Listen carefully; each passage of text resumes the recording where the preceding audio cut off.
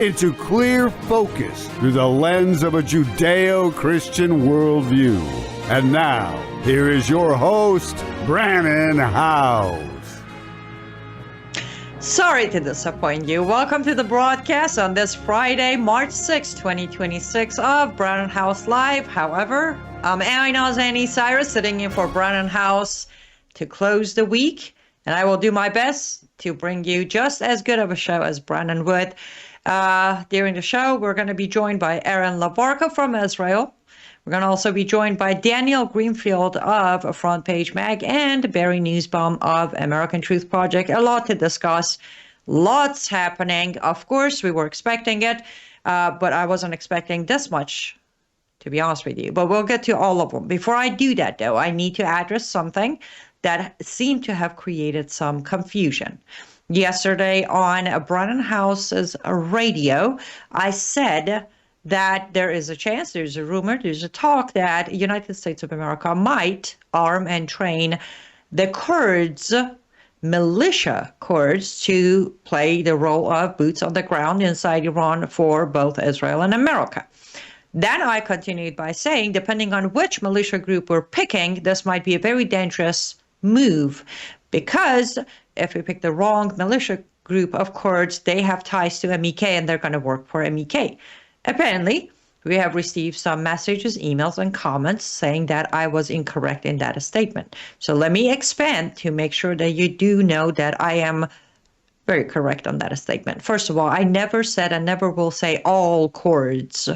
There is no all in any category of life or any category of people. What I mentioned was a specific group of Kurd militia, and that is the Komole. If you want to look them up, it's Komala, Komole. They have a long history of opposing the Islamic regime. At some point, even the king of Iran, Shah Pahlavi. They are a militia group. They are a socialist liberal group. And when their group failed to stand on their feet, they made a coalition with MEK after MEK had a fallout with Khomeini, the original supreme leader of Iran, after the 1979 hijack of Iran by Islamist Marxists. That is the group I refer to. Furthermore, if you do a bit of research, or if you would be patient with me over the weekend, I will be releasing a documented Substack where I will show you that 90% of the Kurd militia, not the Kurd people, not the Kurd cities, not the Kurdistan of Iraq or Kurdistan of Iran, but the Kurd militia are either Sunni Muslims or socialist liberal or Marxist Islamist like MEK. So I do apologize if I created any confusion, or if I bothered some of you by my sentencing. I had a very short period of time on Brennan's radio. I might have spoken fast, but I wanted to clear that out. I was not addressing Kurds. I was addressing a specific group of militia that could possibly backfire on the decision of counting on them to be our boots on the ground inside Iran. I hope that cleared out any confusion or concerns. If not, please reach out to me, liveuptofreedom@gmail.com. That's liveuptofreedom@gmail.com. We can address it via email, or as I said, over the weekend, I'm going to do my very best to release that piece where we'll get into very details. As those of you who are familiar with my Substack, I put the receipt inside each article so we can come to understanding that I am not targeting a specific group of people. I do have very good friends who are Kurds. I had 3 roommates in Turkey during my refugee time who were all Iranian Kurds who had my back, kind of kept me safe. This was not targeted as Kurds, nor was it targeted. All Kurd militias are tied to MEK. That one group, Komole, again, if you look him up, you'll see that the socialist liberal Komole has been in coalition with MEK with promise of Masoud Rajavi that they will get their own territory to control inside Iran, and that promise is still on the table. And again, that will all be included on my Substack. I appreciate your patience, and I appreciate those of you who address your concerns.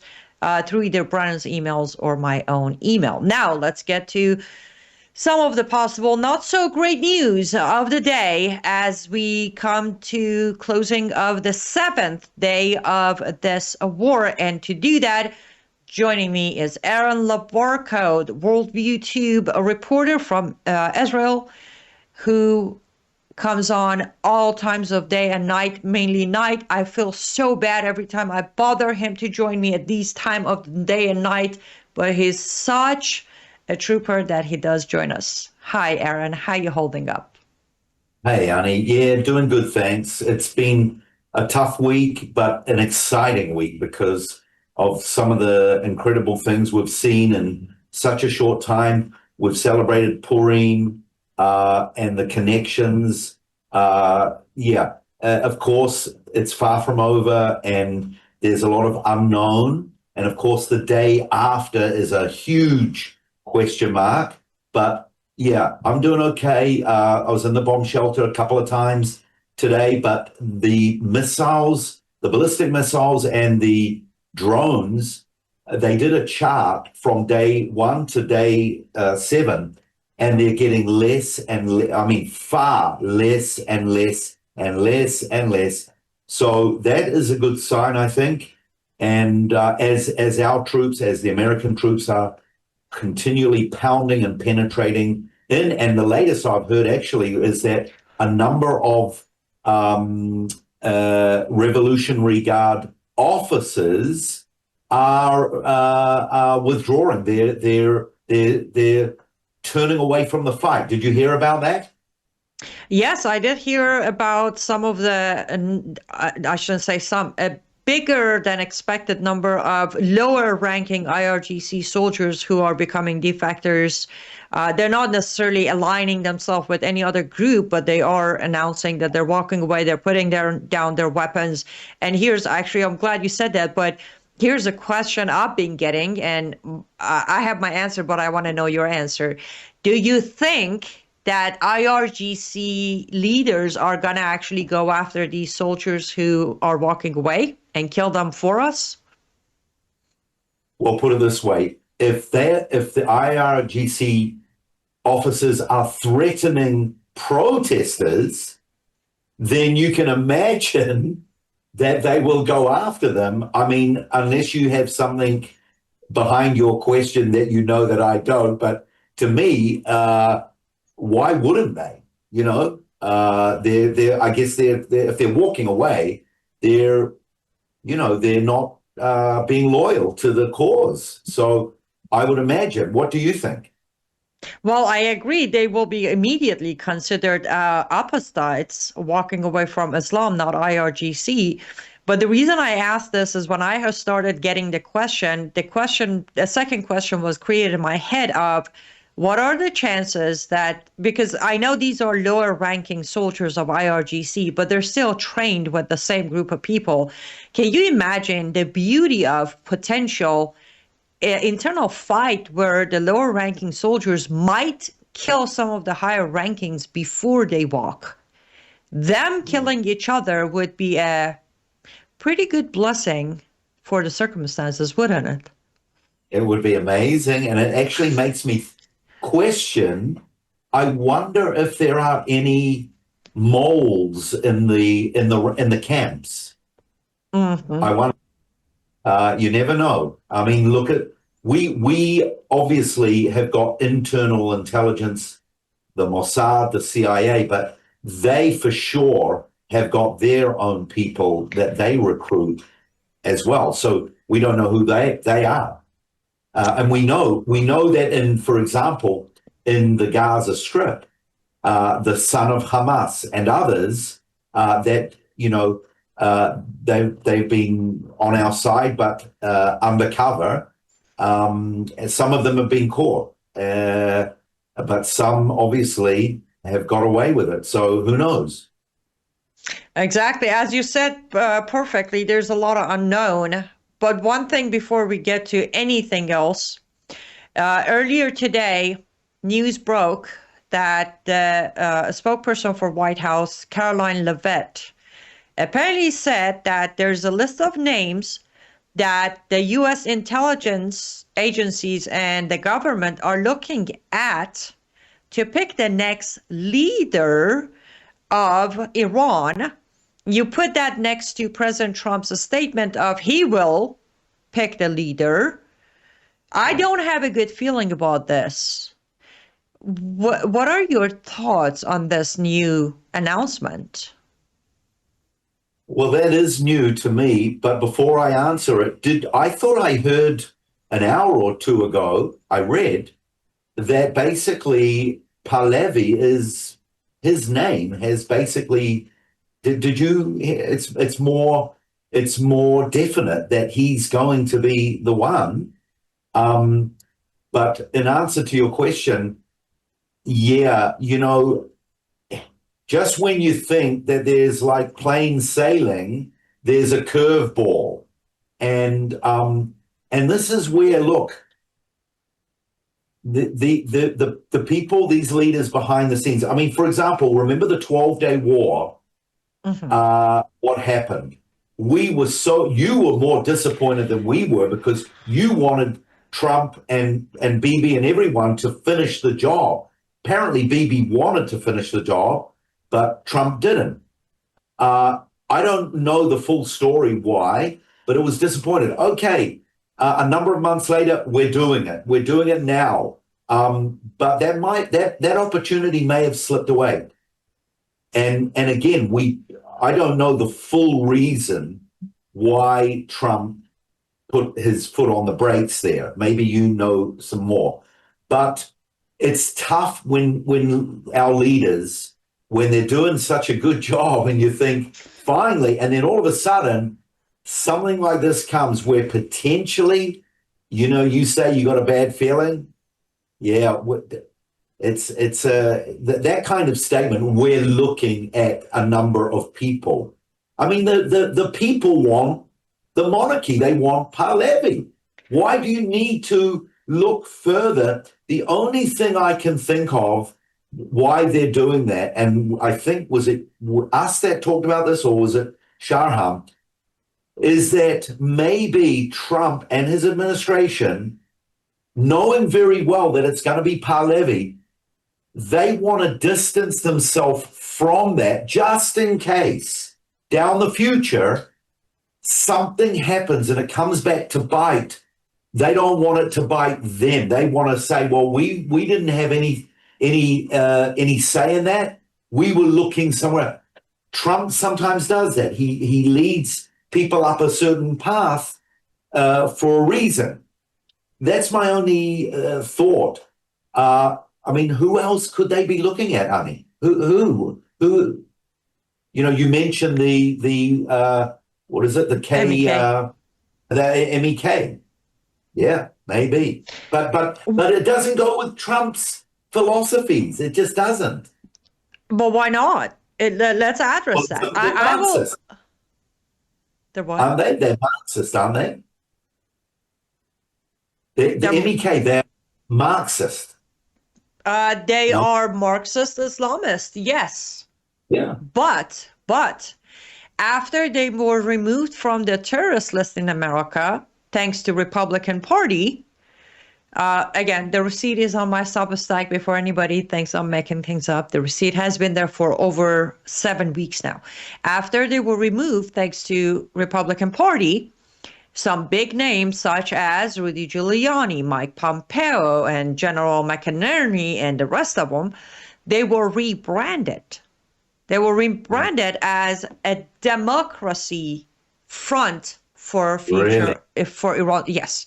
So they don't even go with MEK anymore. Well, in their website, inside their website, there's a button for the MEK part, but they go with NCRI, which is the National Council Resistance of Iran. They rebranded themselves completely.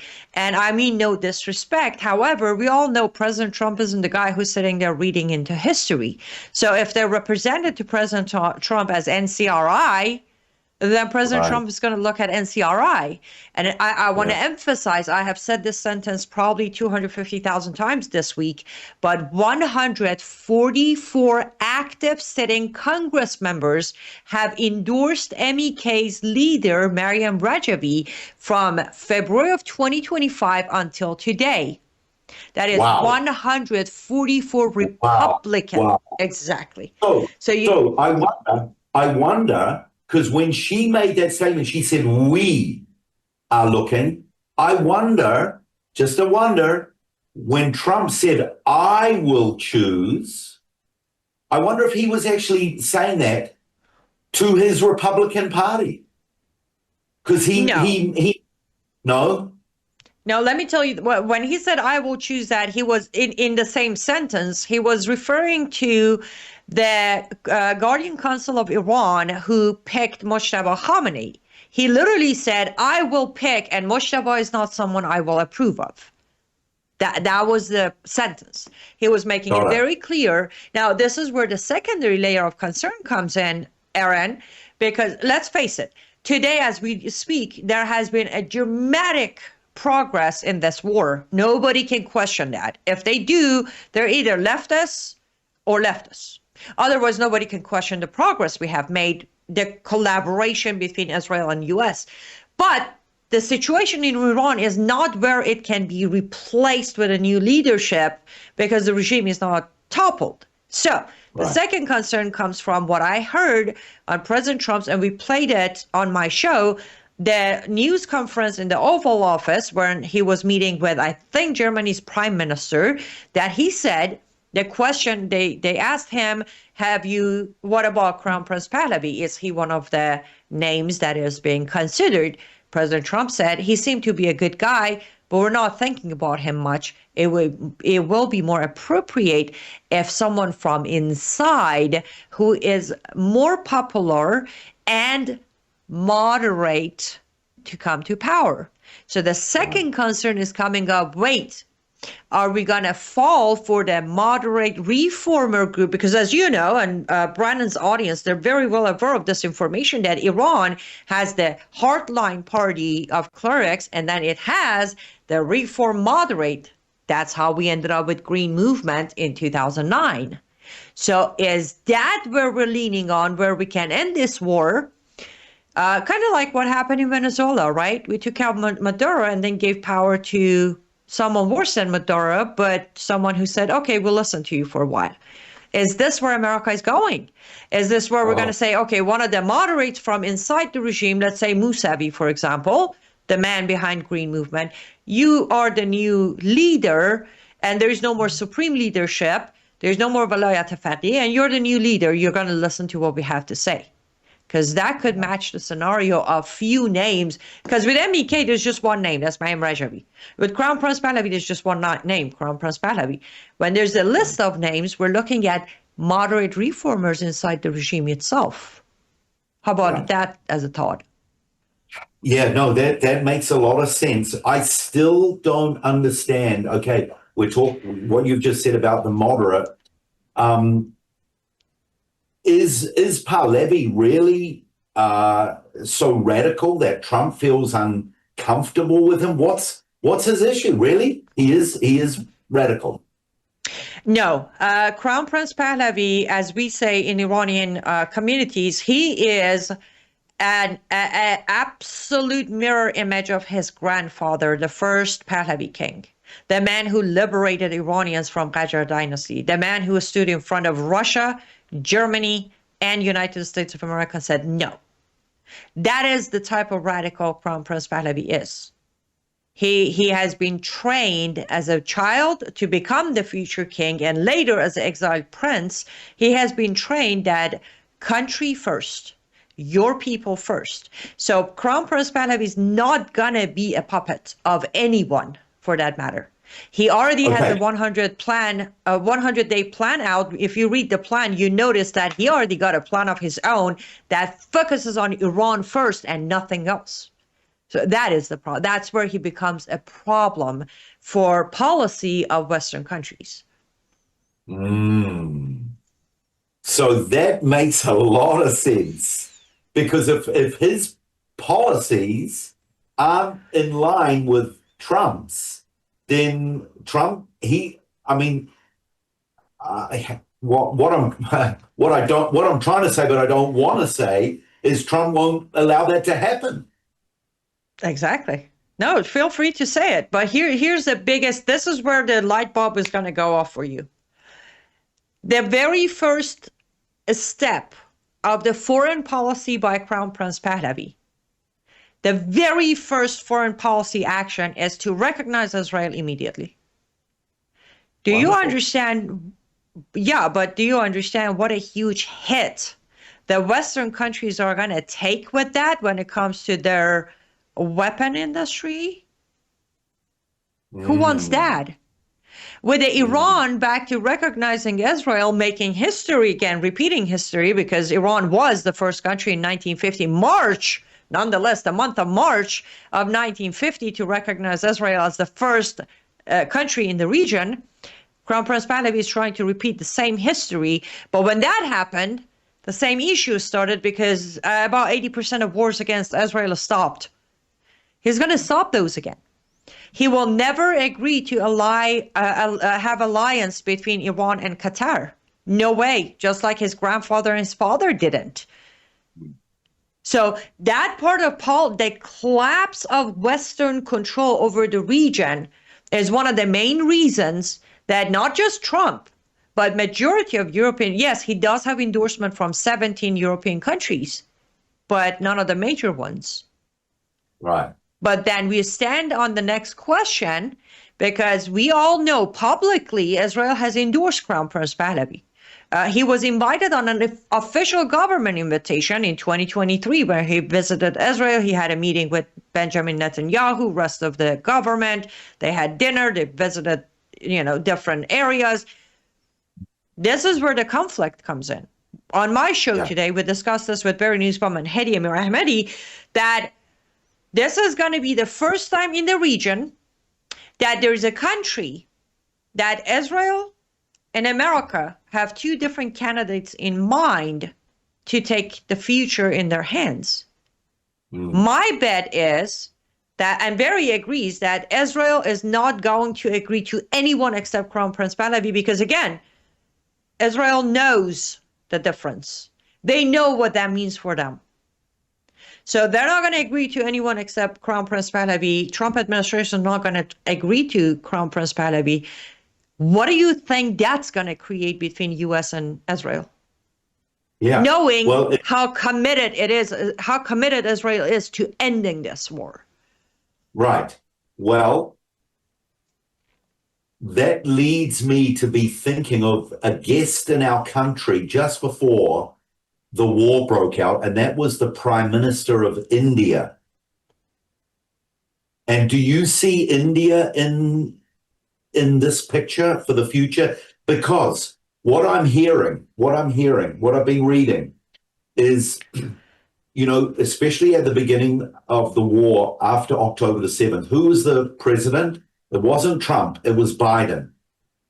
And Biden, he had us over a barrel. He had us in a corner. And one of the biggest lessons we've learned in this war is we've got to prepare for the future without the United States. As much as we love the United States and as much as we appreciate the United States, we have got to prepare for the future without the United States. And we have a potential in the guise of India, the largest democracy in the world.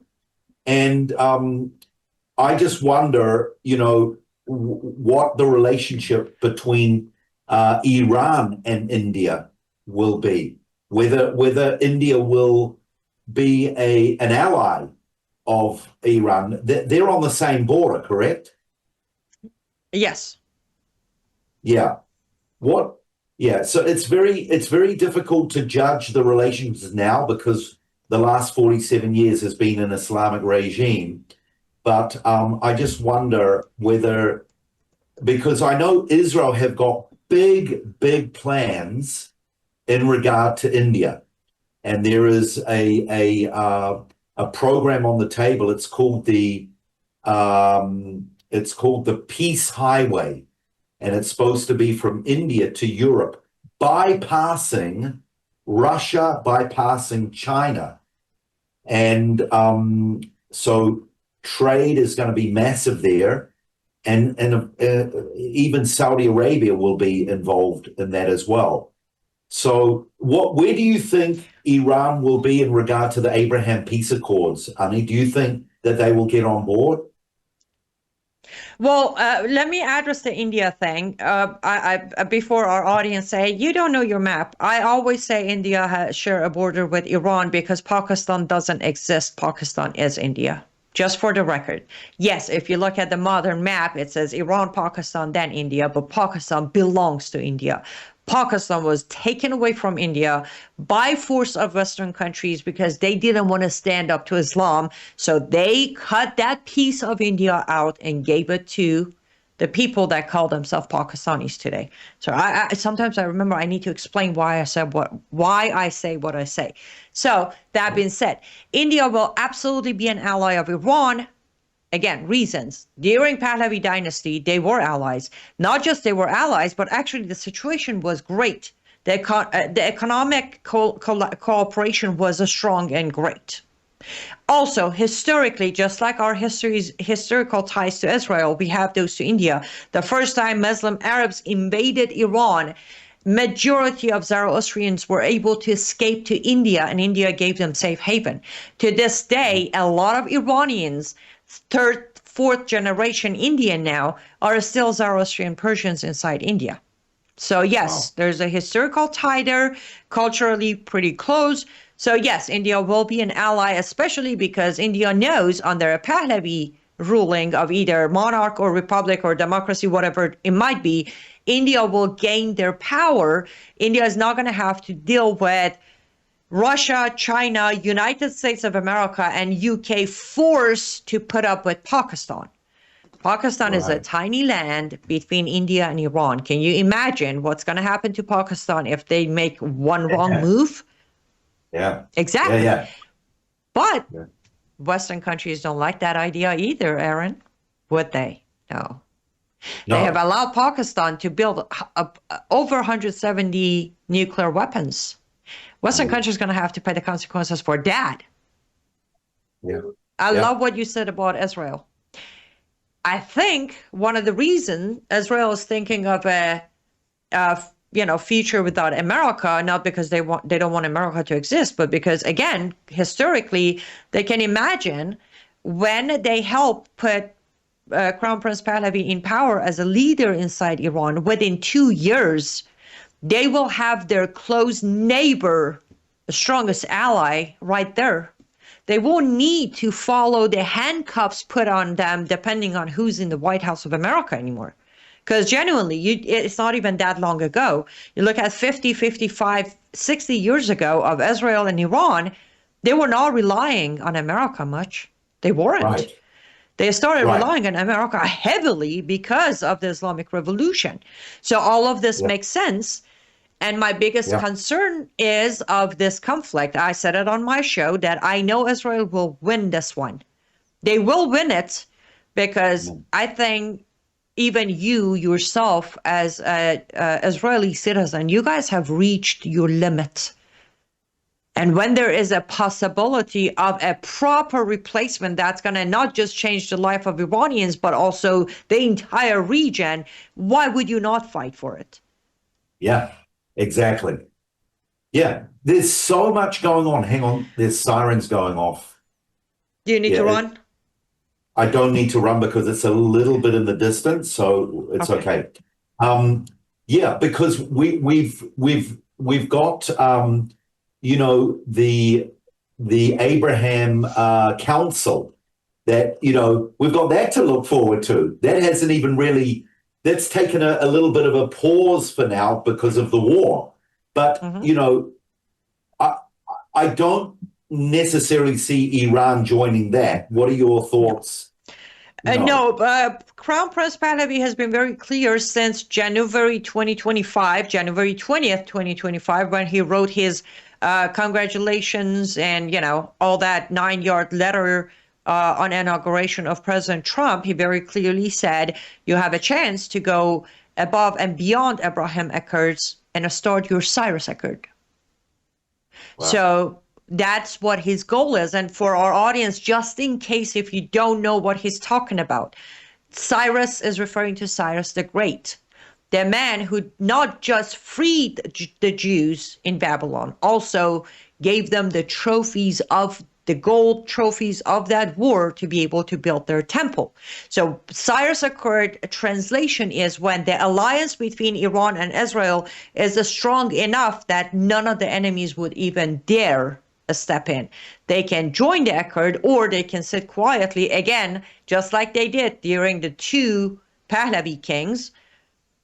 That's what he's aiming for. He's not going to entertain. He knows better than trusting Qatar or Saudi Arabia for an accord. He's going to go for Cyrus Accord. That's another reason, by the way, President Trump would prefer no Pahlavi in power in Iran, because right now the hero of Middle East cannot be replaced by someone else. Now, can we have somebody else to be a hero in Middle East?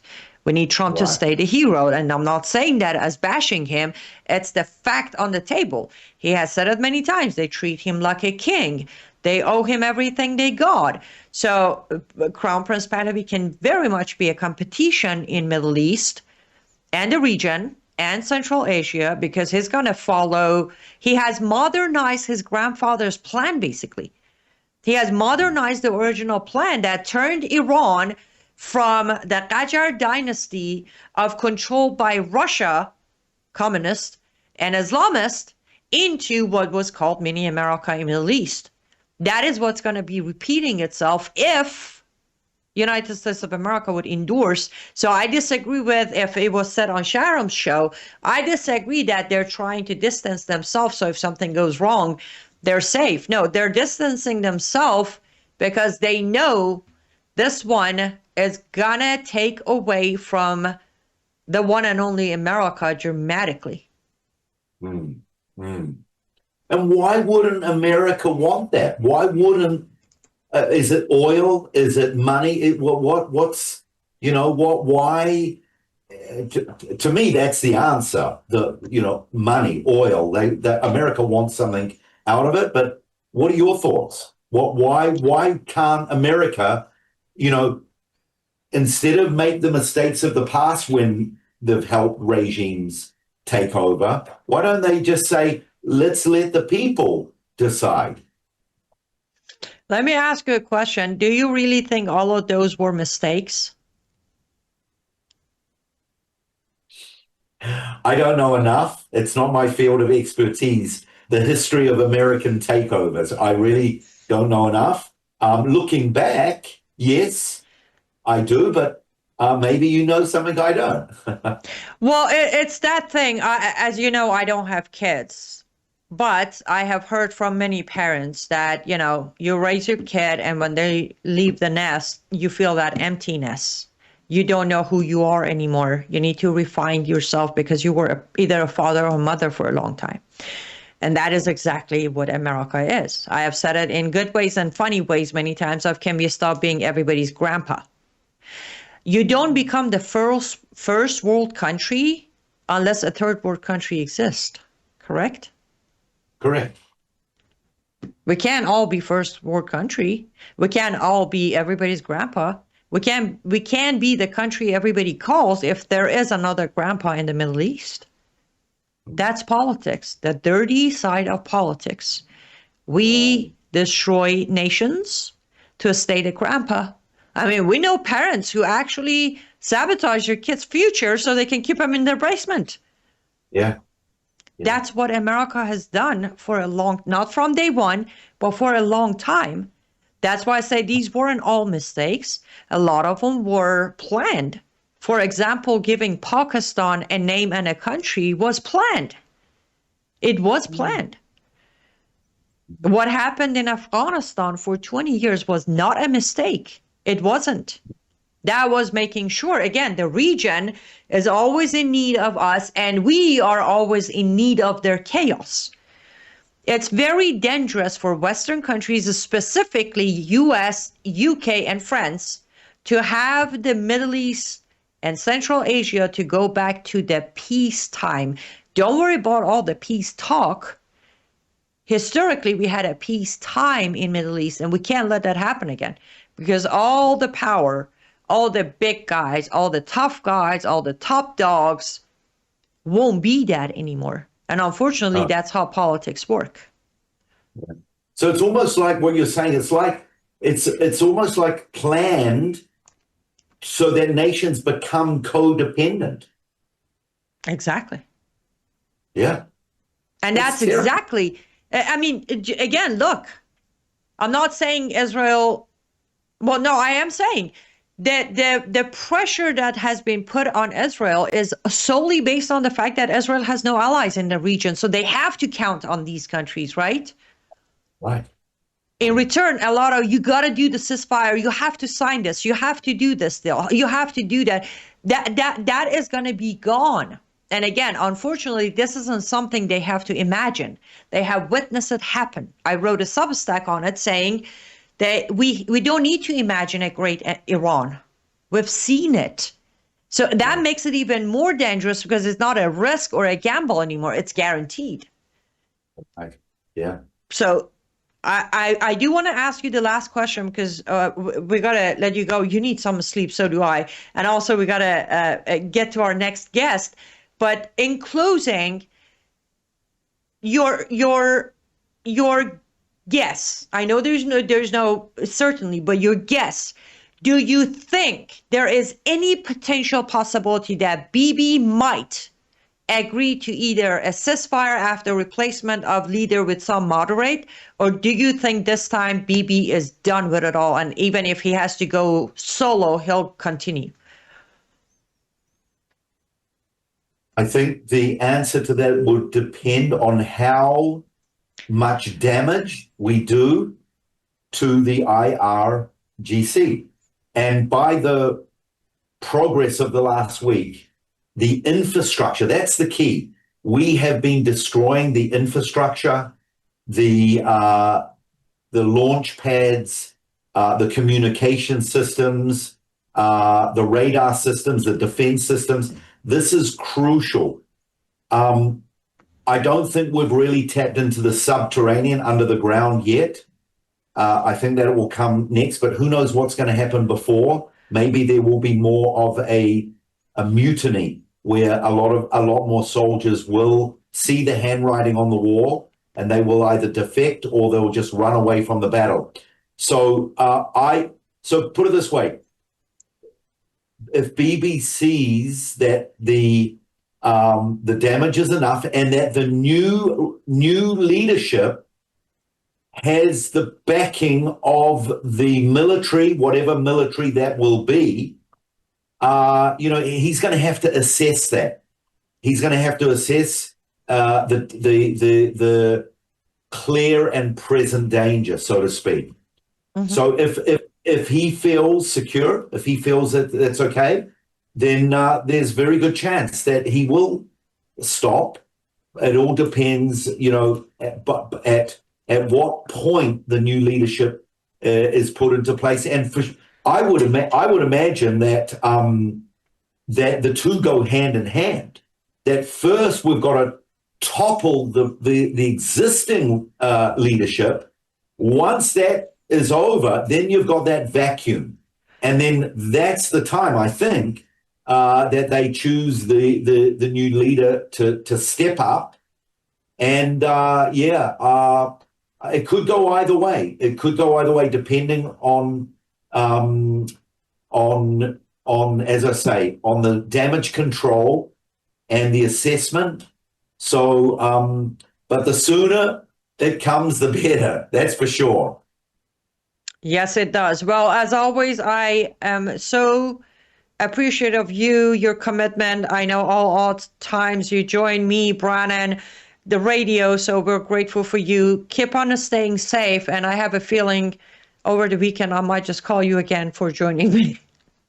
Yeah, I'm more than happy to help, honey. Great to be with you. Thank you. Absolutely, guys. Light2the Nations Ministry.com. Light2the Nation nationsministry.com is where you can support Aaron. And also remember, Aaron comes on very regularly with updates from the ground in Israel, and Brannon does send him love offering often. And you can support that effort by going to worldviewfoundation.com. That's worldviewfoundation.com.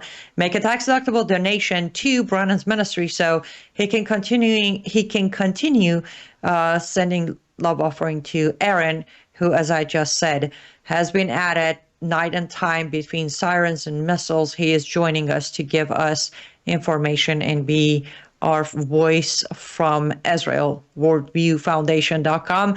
Don't go anywhere. We're going to take a quick ad break. Back with Daniel Greenfield and Barry Nussbaum after that.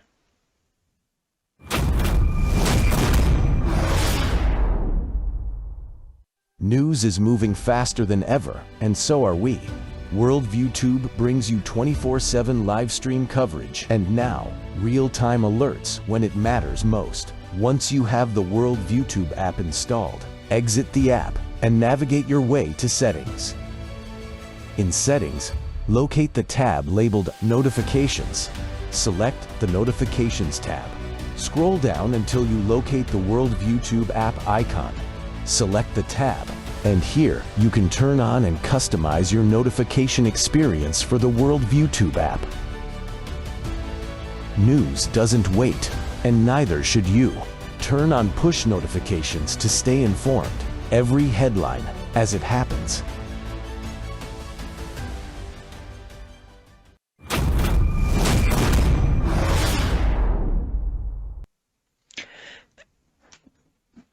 Welcome back to the program. Thank you so much for staying with us until now. Now let's go to our next guest, the one and only Daniel Greenfield, CEO of David Horowitz Freedom Center, Front Page Mag. The Point is his own blog.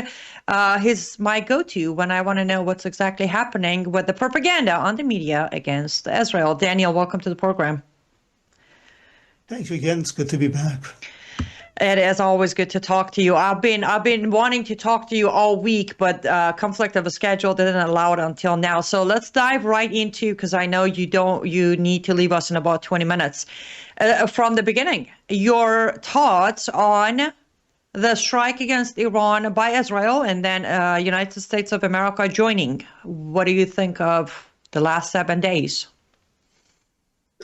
Well, there was never any question that America had the military might, the firepower to take on Iran. For all that we were told that the Iranian regime was absolutely terrifying, it proved to be far better at killing unarmed women and girls than actually taking on soldiers or a first-rank military power. You know, we've had this over the years, all these threats.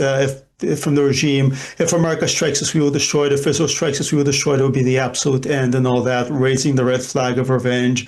All of that really proved to be very, very hollow. But at the same time, the strongest asset of the Iranian regime is still within our own country, within the United States, which is playing out the very same game that they've played out after 9/11, that they play out after every Islamic terrorist attack. They try to undermine, they find ways to hollow things out, they invent atrocities, they create doubt, they create uncertainty, and they're doing this all, even as they deny it, they're doing this all in order to be able to keep this regime in power. Jimmy Carter was the one, Democrats, the left, were the ones who helped put this regime in power. They've protected it in the past, particularly under Obama. They're now once again actively protecting it, while at the same time lying about their intentions. Absolutely. And here's the thing. I'm absolutely biased, I'll admit to it, as an Iranian American who has the deepest passion and love for Israel. But narrative, right? Those who control narrative control the outcome. This was Israel dragging us to war. We dragged Israel to war. Does it really matter today for the fact that Iran has been a common dangerous enemy of both Israel and America?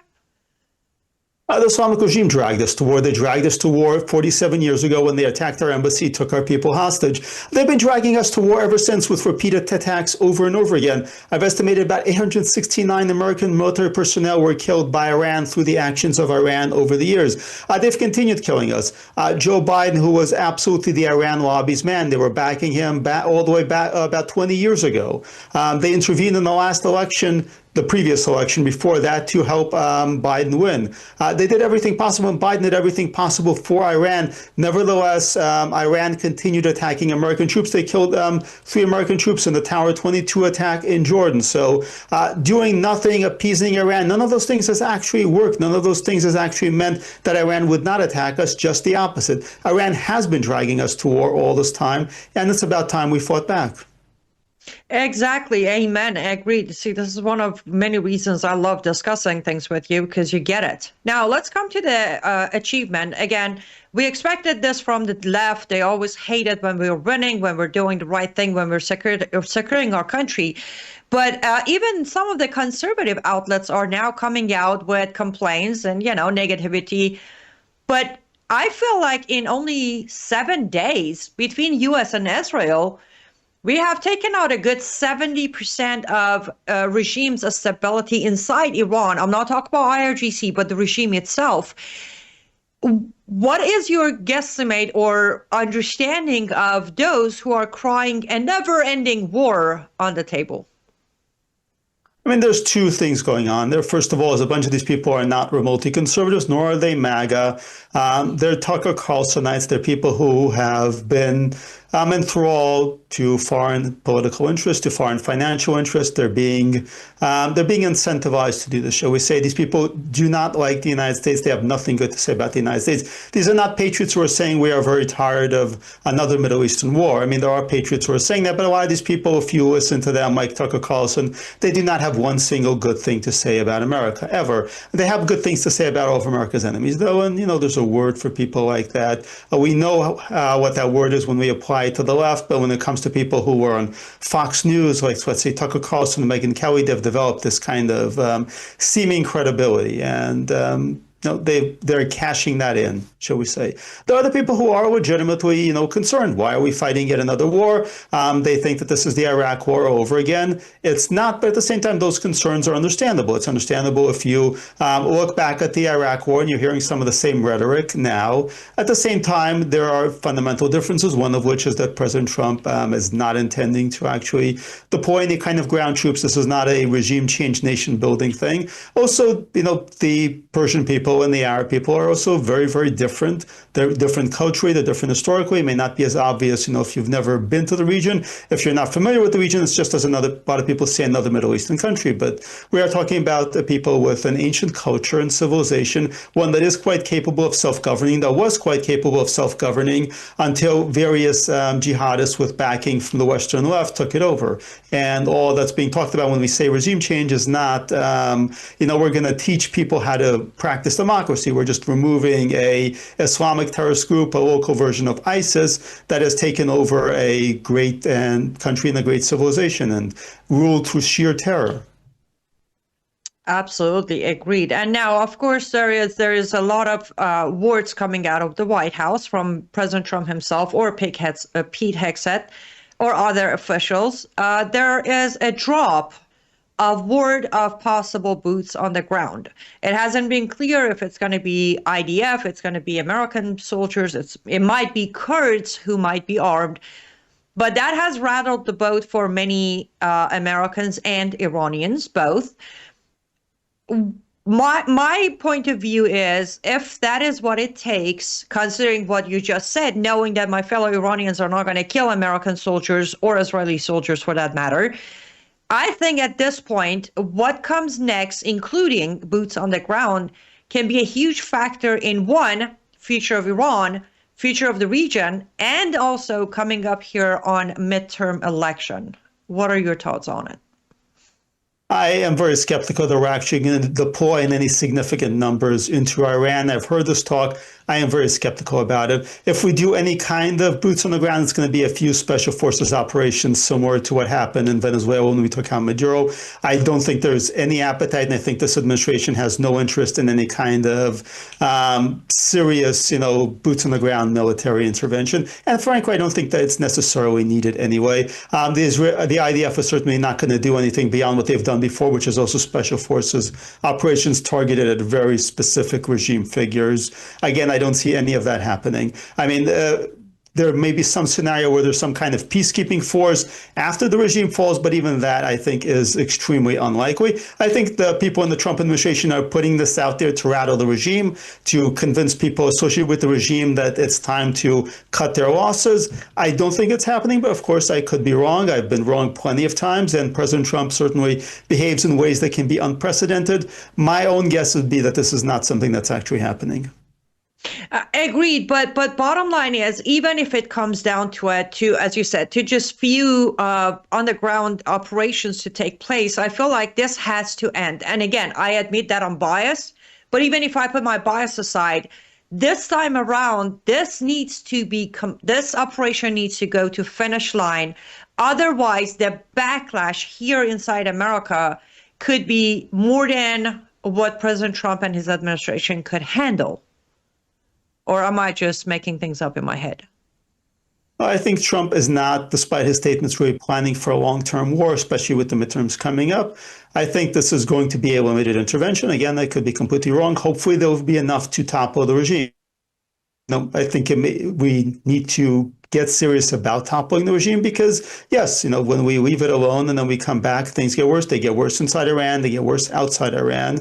At the same time, I think realistically speaking, after the past experiences in the Bush administration, the Obama administration, and all that, a lot of people are weary about any kind of more extended intervention. True. Let's address one more thing in Iran before we take the last few minutes to talk about your new published book or pamphlet. Khamenei is dead. That does not mean the regime is toppled. But we do hear talks, again, just talks, that United States of America is going to be directly involved with picking the next leader inside Iran. How do we address that in comparison of regime change versus not regime change, if we're going to pick someone who is popular, moderate, and more modern based on words that President Trump put out 3 days ago? Yeah. I think this kind of proposal falls far short of actually toppling the regime, but much as in Venezuela, I think the administration is thinking in terms of, we're going to remove the so-called hardliners, we're going to pick somebody who is more willing to negotiate. I think that's kind of a fool's errand. That's only worked so much in Venezuela, and I don't think long-term it does work. And in Iran, if you're picking it from anyone who really is a true believer, then those people may play moderate. Like Zarif, may be willing to play up to Westerners. They may pretend to negotiate, but they are not moderates. They're just putting on a show. And I don't think we need to be doing this in order to put on a show. Agreed. Well, at this point, as you said, we might both be wrong. Hopefully we are. Hopefully this will be a complete change of regime, and they will, both Israel and America will allow Iranians to pick their next leader. But let's move into the country for a minute, because as much as this war is getting 90% of my attention, America still needs a lot of work inside. You published am I correct to call it a pamphlet? Mm-hmm, yes. Pamphlet. Small America. Tell our audience about it. Clearly, the cover itself tells us the story, but tell us about the pamphlet and why is this even a need? Like, why haven't we addressed this yet? Well, we're addressing it, but it's a huge fraud. It's massive, and there's more to it than just what people realize. One of the things I've explored in this pamphlet, which you can see over my shoulder, is that this has been going on for well over a decade. People noticed it largely because it spun out of control, because we went from, millions in fraud to hundreds of millions and then billions of dollars in fraud. And it's not just happening in Minneapolis or Minnesota. Minnesota is probably the worst place it's happening. We're seeing signs of this also in California. It's happening in a big way in Maine. We're seeing it in Washington and Oregon. And we are also seeing beyond the fraud, and the fraud is obviously not small, we're also seeing Somali crime. If you look at, for example, the worst of the worst deportations by ICE, a whole lot of Somalis on that list. We're also seeing terrorism. There were 4 Somalis that were actually in Gitmo at one point. There were major Somali terrorist plots, including one that was recently planned to become an airline pilot in order to be able to crash a commercial plane into the Bank of America building in Atlanta, which could have killed thousands of people. We very narrowly dodged another 911 last year, and most people don't even know about it. So part of what Somali America is out is to spread this kind of information to get the word out there. Well, I always appreciate everything you do because you write brilliantly, and I'm glad you put this out. But let me ask this question. So recently, President Trump sent ICE to Minneapolis. There is that, what I call a charade by the governor and the police commissioner and all of that. And then we pulled ICE out. How far can we constantly fight the state itself until somehow, somewhere federally, we can clean this up as far as deportations and arrests come to picture? So when President Trump sent in ICE, the attempt there was to break up this kind of sanctuary state situation where you had criminals that were being protected by the state. And the left, of course, threw everything at it. They created their martyrs.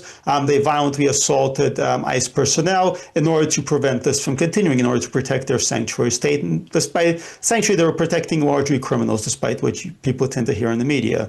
At the same time, I think it's pretty clear that the political strategy behind that, we're going to get the worst people, we're going to get the murderers, we're going to get the rapists off the street, has not worked largely because of media propaganda. So you have to actually go after the people at the top, the people organizing this, the people coordinating this, the people who were themselves complicit in the fraud at the level of Governor Walz, at the level of people right below him, including his lieutenant governor. You have to go after those people because specifically trying to score political points by going after the worst monsters on the street is not working when you're entering occupied enemy territory, which is really what Minneapolis is. Correct. And I'm sure, Illinois and California and New York, they're all going to follow the same path, which if I tracked it correctly, we were planning to send ICE there too, but then there was a hold on it, at least temporarily. So let me ask you this, coming up here on midterms, I know California is somewhat, at least on the paper, looking pretty good on the governor by Steve Hilton leading the race. But do you think after everything we have watched in the last 2 years, the members, the citizens, the residents of these blue states or sanctuary cities are going to finally make a difference? Or do you think with election fraud on the table, there is no hope for any flips in these states and cities? I mean, remember that very recently, Californians, or at least seemingly Californians, backed Newsom's gerrymandering, which basically eliminated what was left of Republican seats in California. And California voters voted for this. They voted for pretty much every single tax hike. With a few exceptions, they voted for every bad policy. Again, with a few exceptions, they voted to finally re-legalize shoplifting, stealing up to a certain amount of hundreds of dollars of stuff. They voted for pretty much every disastrous proposal that's been out there. They've kind of held the line on property taxes that would be aimed at them personally. So I'm not exactly holding out a lot of hope for Californians voting for the right thing. I used to be in California. I used to, agonize over every election, and every time, it was bad and bad and bad and bad and bad. Basically, California is a one-party state. There's multiple reasons for that, including voter fraud, including ghost districts. But the bottom line is a lot of Californians still continue voting for bad things. They continue listening to what the media tells them and voting for that. I know, but the confusion for me is they do this and then they pack up and they go to good cities in red states and try to turn them into what it was, which is the same as the illegals who come here and bring their culture and disaster to our country. I guess it's a kind of a never-ending loop until, I don't know, when do you think this is going to end, or at least start to shift? Well, you have to understand a lot of people who should know better are not voting based on policies based on cost benefits to them. They're voting based on culture. They're voting based on Trump arrangements. They're voting based on, well, we need to maintain this kind of peer group where we all support these horrible, terrible policies because this is what it means to be a good person. And they deviate from some things. There are some tax hikes they will not vote for. They won't vote for higher property taxes on themselves. But at the same time, they will vote to completely trash a lot of other things. So it's a cultural thing. And unless you deal with it as a cultural issue rather than just as a policy issue, I don't know if we're going forward. And that's really big part of what's going on in this country. We're not just dealing with policy debates. We're not just debating of, do you want higher taxes? Do you want lower taxes? Should we set free a cannibal, which they did in Connecticut? Should we set free a serial child rapist, which Newsom tried to do in California? It's also the larger cultural background issues of that. We've seen this with BLM. We've seen this with COVID. We've seen this with the whole trans issue, where you've got a significant percentage of the country to go ahead and say, well, no, really, women don't exist. And I've had these conversations with people. There's really no differences between men and women, and that's obviously insane. But if you are wired into this culture, then you believe insane things, and that's the problem we're dealing with here. Agreed. I guess I personally just rely on keep on reporting, telling the truth, and pray for that day. I know you need to leave, but before you go, tell our audience where to follow you and where can they pick up the pamphlet, Small America, so they can read it and learn about it. Well, you can go to the frontpagemag.com store. We've also got a new pamphlet coming out in a few days, Why We're at War with Iran, which uses some wonderful essays from Robert Spencer, from a few other people with Front Page Magazine, to discuss the history of our conflict with Iran, with the Islamic regime in charge of Iran. Amen. Well, I appreciate everything you do. As you know, Daniel, I have been a big fan of yours for over a decade. It's always a pleasure to have you on any of the programs and hearing your thoughts. Stay safe, keep on doing the right thing, and I'll be in touch. Appreciate you, Daniel. Thank you. Always appreciate a great conversation with you. Absolutely. Guys, head over and, well, as I said, I've been following Daniel. I came to know Daniel over 14 years ago while producing the Glazov Gang, and I have followed him. I really enjoy his point of view. He kind of, I'm nowhere near as brilliant as he is, but his style is the same as me. He doesn't beat around the bushes. He gets to it. He gives you the point, shows the receipt. And though, as I said, heavily, I'm covering the war in Middle East, but America still needs a lot of attention. And I was very happy when I heard about his pamphlet, Small America. So go to frontpagemag.com. Grab a copy, just follow Front Page in general, and specifically if you want to follow Daniel, his blog, The Point, is where you get a lot of good information. And again, he has a lot of insight, as we just briefly touched on. He's got great insight when it comes to the region, Israel, Gaza, Hamas, Iran, Hezbollah, Lebanon. Great source. And again, I always feel great when I have a few moments to talk to him. And of course, in a minute or two, we're going to be joined by Barry Nussbaum, who's no stranger to our network here. He has been on my program plenty of time, on Brandon's show before, and he also has some really intel that may not be found easily online. So that's what I wanted to have him on. But before we bring Barry on, I want to remind you that this network is here because of you. So pick your favorite way of supporting Worldview Tube. There are many different ways. Of course, the very first way to support a network that is bringing you the truth, different experts, different faces, different voices, different information. The best way is to be committed to that network by watching the shows, sharing the feed. We are on worldviewtube.com, but we're also on WorldviewTube, Rumble, YouTube, X, Facebook, you name it, we're out there. Also, Worldview Tube app is out for free. All you need to do is go to your App Store, download it, turn on your notification, and you're good to go. That's the step one of supporting this network, because algorithm is picked up by number of audience, likes, comments, shares, and spreading the message. But if you want to get behind this network financially, that is very costly. Remember, I've always told everybody that we get it for free. We being the host, like myself and Tamara Scott and Andy Woods and Rob Maness. We are all here. Of course, tonight I'm on Brandon's show, but I'm on my show also here because Brandon is extremely generous and he cares about our voices to get out there. But for him, it's a lot of financial cost to keep the lights on. And I mean, literally keeping the light on. Worldviewfoundation.com is one of the best ways, because that way you also get a tax-deductible receipt for your donation. That's worldviewfoundation.com, where you can make a tax-deductible donation. You can either just make the donation right there online, or you can pick up the phone. There's a phone number where you can call, or you can write a check if if you prefer writing a check. There's an address on the website where you can send that donation. It is tax-deductible, as I said. It goes to Worldview Foundation, the ministry, the church, and then from there, the support comes through the network. That's worldviewfoundation.com.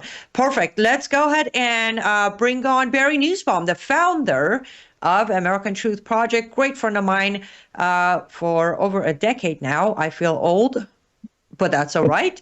I've been meaning to have Barry on for 9 weeks now, but we got him now. Barry, welcome to the show. So good to be with you again. And I don't even know where to start. There's so much going on. So it's all up to you, Annie. You lead the way and I'll follow. You got it. It is, first of all, it is absolutely great to have you back on, though it's not my show and I have the honor to sit in for Brandon House tonight. It's still good to hear your thoughts. Let's just start from where we always start. You have inside information. You have personal ties to what is happening in Middle East. So let's just start with, how are you feeling? Where are you at? Where's your mind at with everything going on in the last 7 days?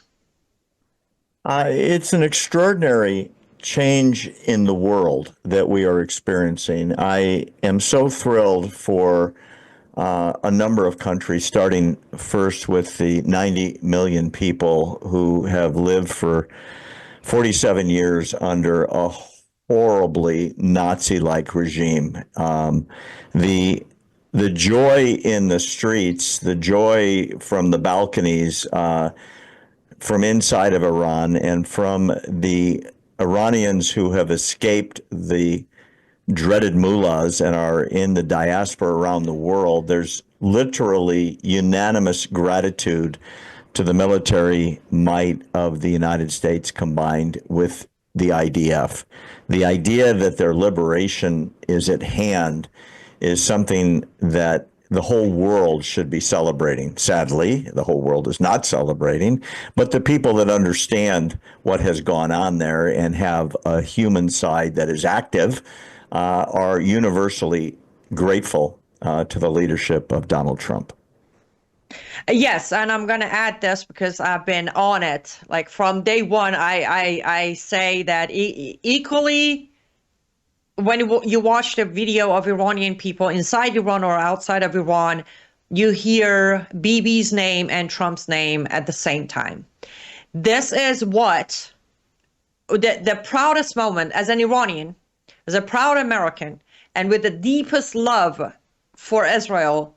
I am so happy when I watch this, Barry, because finally, for once, even I have criticized Trump so many times, but an American president has decided to say, you know what, Israel, we follow, go. Look at the amazing results we're watching. One time, one American president says, fine, you lead, we follow. And look at this operation in 7 days, Barry. As you know, I've been posting like non-stop, getting reports. You don't see this. The achievement is, I can't even comprehend. Like by the time I report this IRGC building down, the next one pops up, next one, 120, 127, 128. It's amazing. And this is what real alliance should look like, right? 100%. And I have to mention, and kudos to both leaders, Bibi Netanyahu and Donald J. Trump. Donald Trump is only the most recent president to say, no nukes for Iran. We won't tolerate it.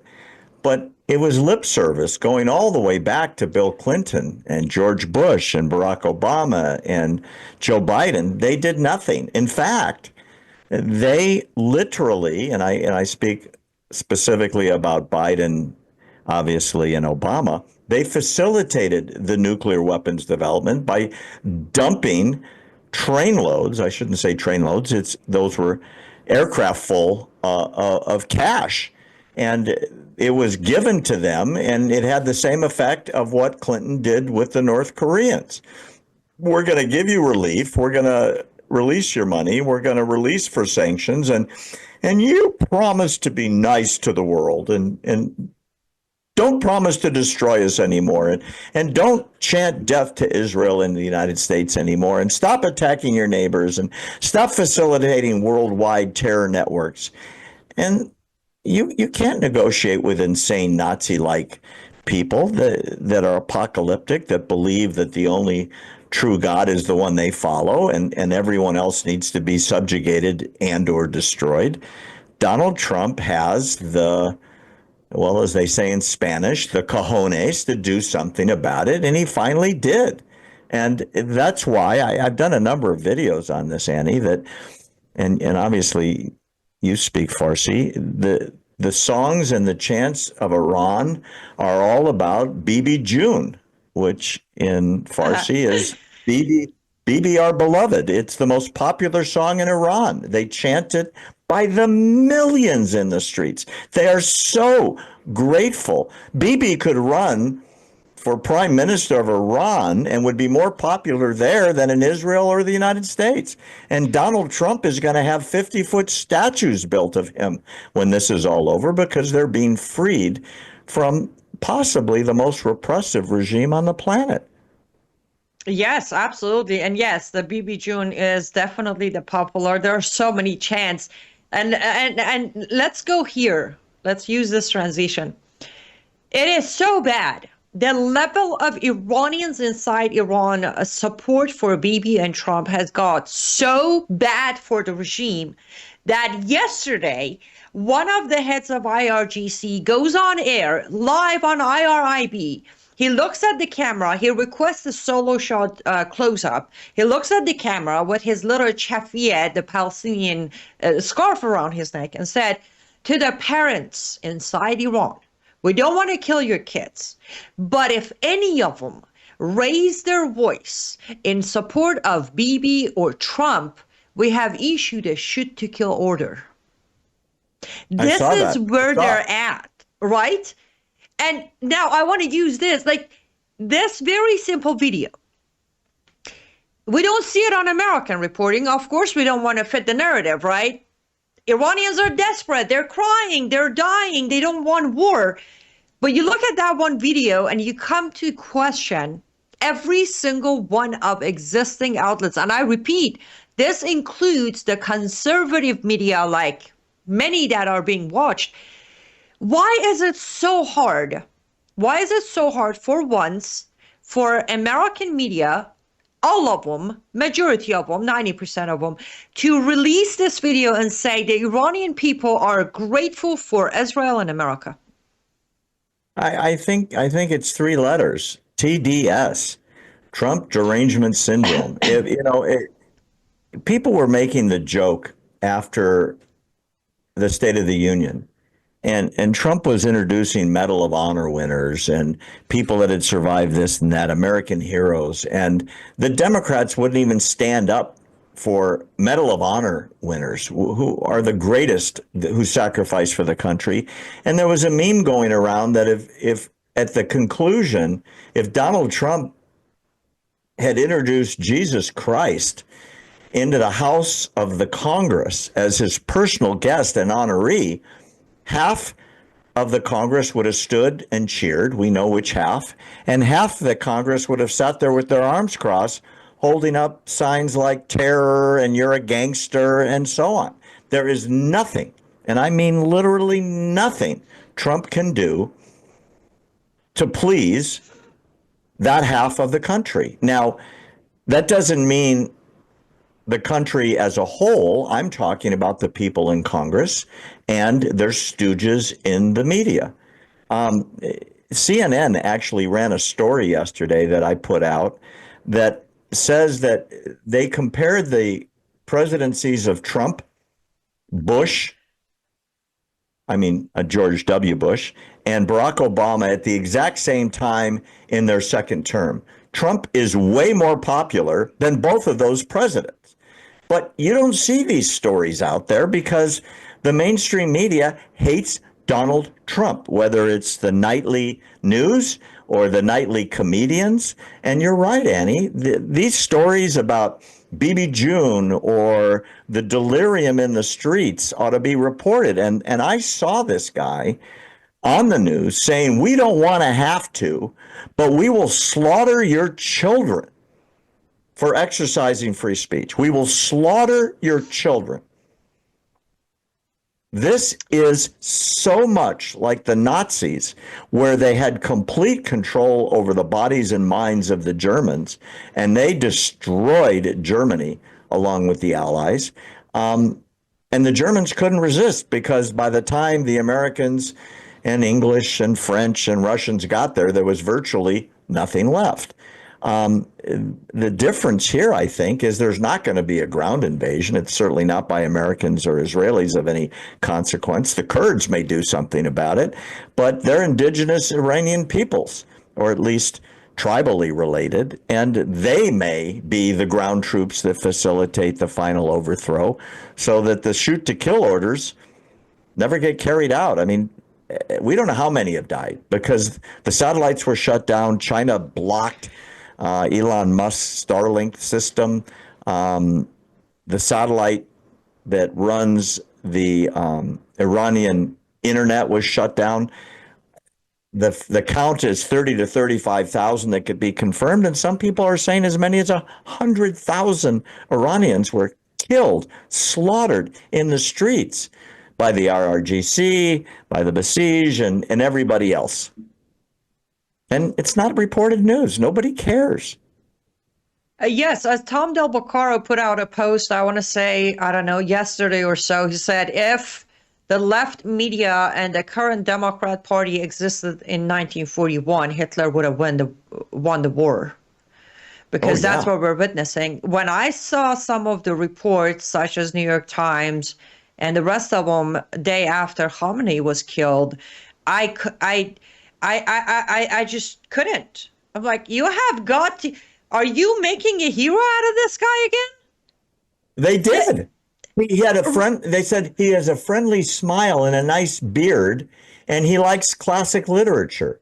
This guy is a mass murderer. A mass murderer. And they eulogized him as, a nice guy that played with children and has a nice beard and he's well read and he brought the Iranian economy back. That's like saying, World War II. Adolf Hitler died in the bunker, was known for building the Autobahn. Yes. By the way, Hitler, he did build the Autobahn, and he also had responsibility for 100 million people dying. I was just about to say, and they are correct. Khamenei, when he was a young boy, was very, he actually at some point he started writing poems himself. But that did not stop him from killing and killing and killing some more and killing some more and killing some more. On last breathtaking, he's just ordering a drop of missiles at every neighbor country they can reach. So, but that's the thing. It comes back. Earlier today, I was on a show with Aisha, and I told her, I said, I can't help but to think everything we say is correct, but it comes down to one major factor, which is a message to all of our parents out there. The education system in America has got Americans to a point where we have to worry about them reading this article and worry that they're going to believe Khamenei was some good guy. It's true, and it's not just the media. I shouldn't say mainstream media. You have people like Tucker Carlson coming out and saying that no one wants to overthrow the Iranian regime except for Trump at the direction of Bibi Netanyahu, and that's insane. Steve Witkoff, who was our lead negotiator with the Iranians in Qatar and then in Oman, said that, and he went public with it. The report is out in the press, although I don't know how publicized it is.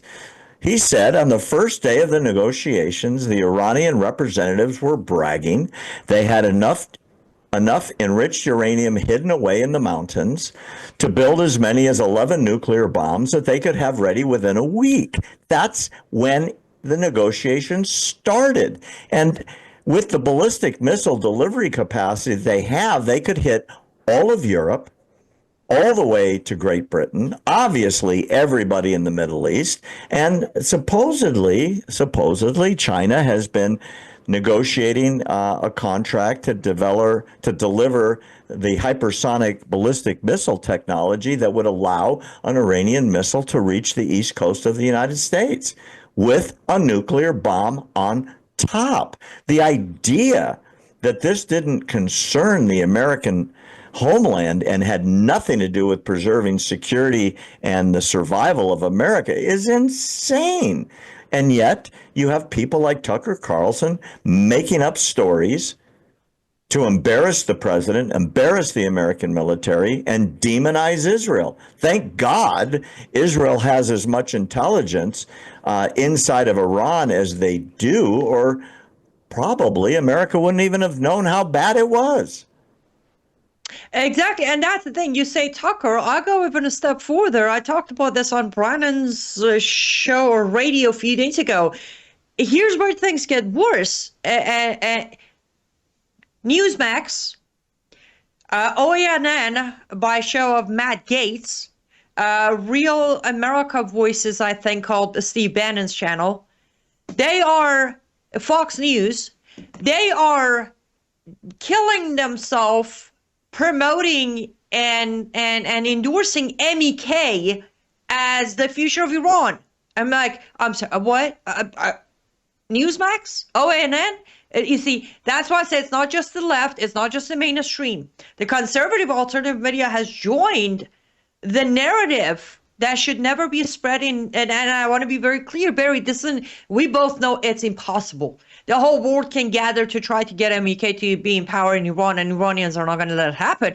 My worry is when we're pushing this narrative in America, what is MEK going to do in America when they fail to deliver the promise? Look what they did to Khomeini when he didn't give them power. Are they going to terrorize America and Americans because American Republicans who endorsed them and promised power in Iran failed to deliver? Well, that's an interesting question as to who fills the power vacuum when the mullahs are no longer able to control the country. And the very interesting development yesterday is Trump came out and said, I, meaning Trump, will need to approve, just like I did in Venezuela, who takes over. And I am, I should say, concerned as to who's going to have Trump's ear, because it's not just that you kill the bad guys and you eliminate their ability to terrorize their own citizens for another 47 years, but God forbid, after all of this treasure and lives are lost, that we get somebody as bad. And, they just change uniforms. It kind of reminds me a little bit of Syria, where Syrians get rid of Assad and then they get a terrorist running the country. And as Trump called him, a good-looking guy in a nice suit. He's a terrorist with blood on his hands. There's pictures still of him out there holding the severed heads of his enemies. And now he's president of Syria. And God forbid that happens in Iran. It's really critical that we not only see this through to the end, and the IRGC is gone and all of their structure is no longer able to control the country. And step two is, what comes next? You want to end up like after World War II, where you have a reformed Japan, that you have a reformed Germany, that you have a reformed Italy. All of them are our allies now because the Americans did it right. But after World War II, there was nobody in 1948 lobbying, or 47 lobbying for fascists to take over both countries. And now, instead of just fascists, you've got religious fascists. being promoted as, hey, we've got a great idea. So yeah, it's a very, very deep concern of mine and obviously of yours. Well, it has been a deep concern of mine, not because I think it will be successful. Let me briefly break this down. So, Barry, we both know that Israel, the government, Bibi himself, they have already shook hands with Crown Prince Pahlavi. It's pretty clear. With that being said, I know the end game. I know who's going to be sitting as a transitional government, not because of Israel. Bibi hurt the people of Iran. People of Iran, inside and outside, including yours truly, he has our vote, not just as transitional government. If you leave it up to me, I would like him to be King Reza II. But that's for another time to argue. With that being said, I'm not worried the end result. What I'm concerned with is, considering I just said 144 sitting Republican Congress members who have endorsed MEK and Maryam Rajavi, they're going to try. Trump's going to get involved with that game. That's when this will go from liberation to invasion in eyes of Iranian people. That's when we fail to go down in history as the country that liberated Iran. And I don't want to see that day. I don't. That's my concern. I know for a fact MEK will never gain power in Iran. Every single one of the Iranian people will literally die fighting them. And again, I don't think President Trump has the comprehension or understanding of how much we, the Iranian people, will not stand for MEK in any shape or form as a power in Iran. And I hope and I pray he doesn't have to find out. Well, isn't MEK still a declared terror organization? No. Thanks to lobbying from some of the powerful Republicans cooperating with Hillary Clinton, they were removed from the terrorist list in 2012. Oh, my goodness. Yes. Now, I want to say this. I have heard, I can't confirm exactly, but I have heard that Marco Rubio is the first one to come out and say, I will fight to put MEK back in terrorist list before this war is over. So we have one guy standing with us, but as I said, 144 Republicans have endorsed in a bill.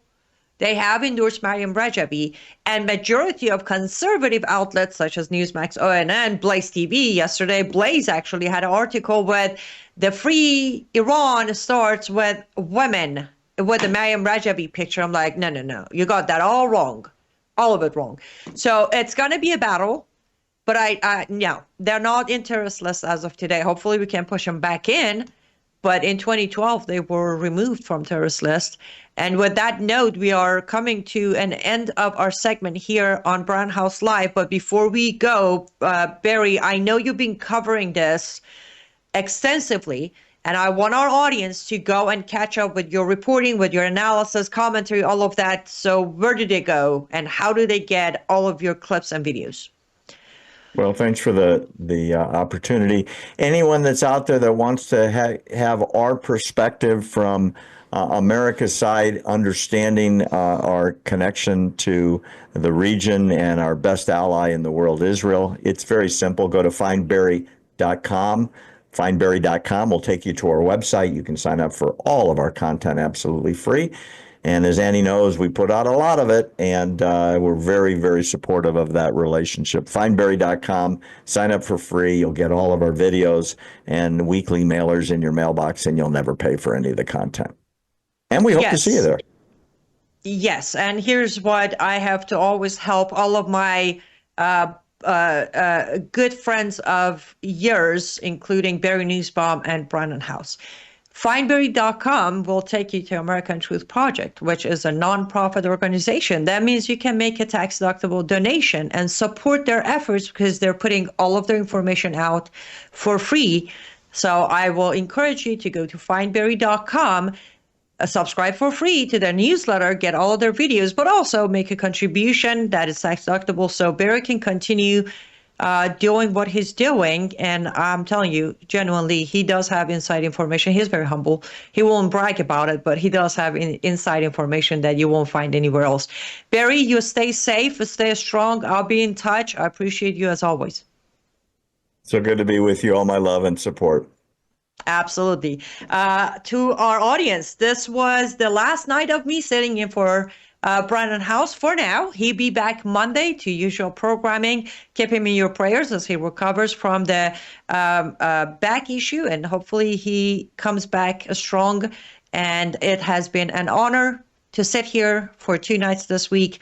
Thank you so much for staying with me. I hope I was able to bring you some information that helps all the confusion and make some clarity as we continue on this path. And let's keep on praying for America, for President Trump, for our troops, for Israel, Bibi, and their troops, and people of Iran as they stay strong and positive while they pray for the outcome that will give them liberty and freedoms. Thank you so much. Have a great night. Have a great weekend, and goodbye.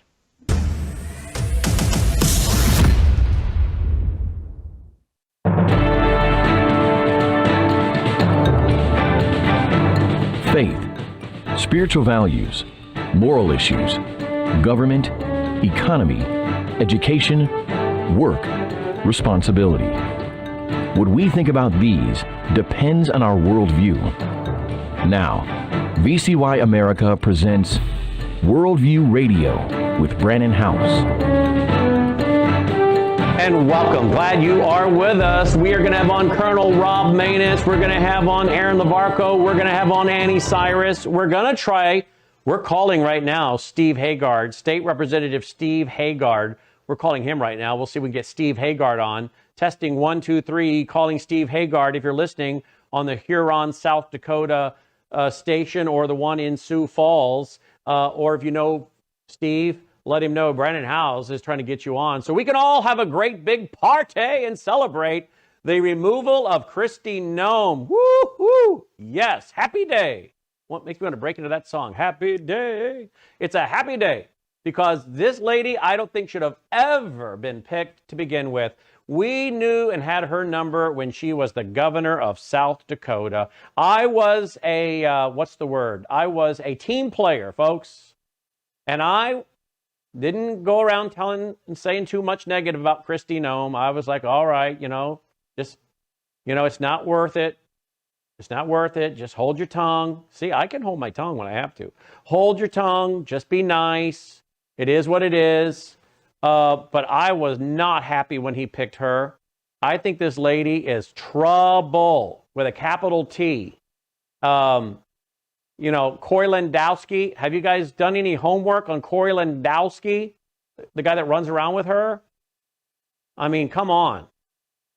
And then, when she was governor, that's when she was running these commercials about South Dakota, and she had to star in these as a contractor, like she was wearing construction gear, and then she's wearing a cowboy outfit, and then she comes over to DHS and she's wearing, Kevlar vest and holding an AR-15 or something. I think it was pointed towards some dude's head, but that was a lot of controversy.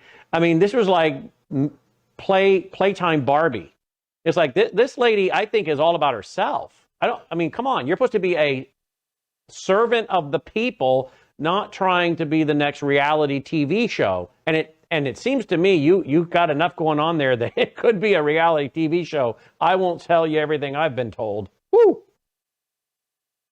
And we knew when she was governor, because Steve Haggard came on here as the former Speaker of the House, still state rep, I believe, but former Speaker of the House, and said, look, this lady didn't do what she claimed to have done, taking credit for when it came to COVID-19. Let me tell you what she was doing when it came to COVID-19. And then the CO2 pipelines running through South Dakota.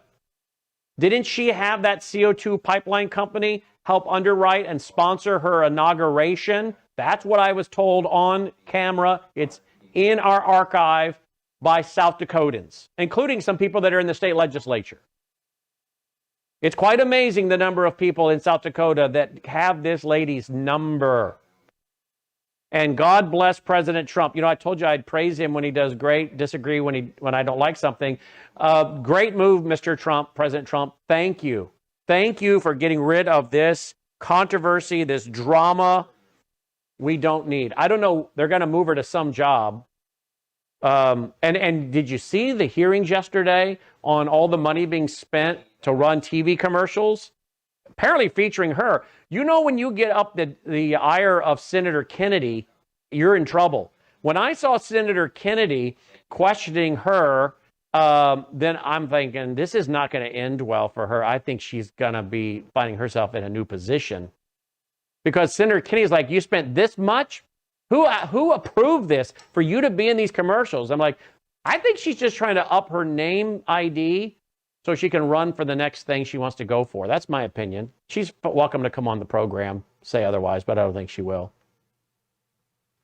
President Trump has put out on social media, I'm pleased to announce that the highly respected United States Senator from the great state of Oklahoma, Mark Wayne Mullen, will become the United States Secretary of Homeland Security effective March 31st, 2026. He's the guy that goes around bouncing the tennis ball or something, right? He bounces like a red, is it red or is it different colors?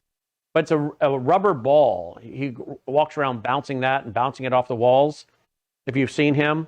The current secretary, says President Trump, Kristi Noem, who served us well, I don't know about that, and has numerous and spectacular results, especially on the border, will be moving to the Special Envoy for the Shield of Americas, our new security initiative in the Western Hemisphere we're announcing on Saturday in Doral, Florida. I thank Kristi for her service at Homeland. Serving for 10 years in the United States House of Representatives, 3 years in the Senate, Mark Wayne has done a tremendous job representing the wonderful people of Oklahoma, where I won all 77 out of 77 counties in 2016, 2020, and 24. A MAGA warrior and former undefeated professional MMA fighter. I did not know that.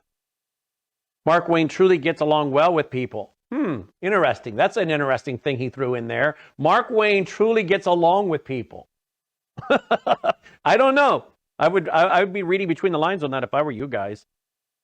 And who knows the wisdom and courage required to advance America First agenda. Yeah, he's got wisdom. Wisdom, Kristi. Are you listening, Kristi? The guy replacing you has wisdom. I think something you lack. As the only Native American in the Senate, Mark Wayne, really? Wait a minute. No, I got to correct the president. He's not the only Native American. We know that we have Pocahontas. Pocahontas is in the U.S. Senate, too. All right. Well, the only truly Native American in the Senate. Mark Wayne is a fantastic advocate. I'm surprised he didn't put in parenthesis, not counting Pocahontas. That would have been hilarious.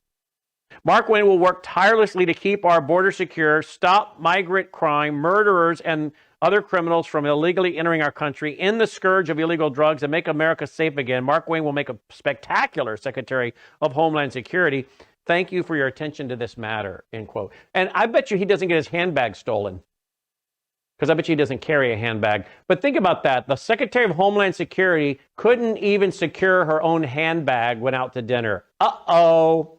Again, I'm telling you, I held my tongue when that happened, but I wanted to use that line then. The Secretary of Homeland Security can't even secure her own handbag while out to dinner.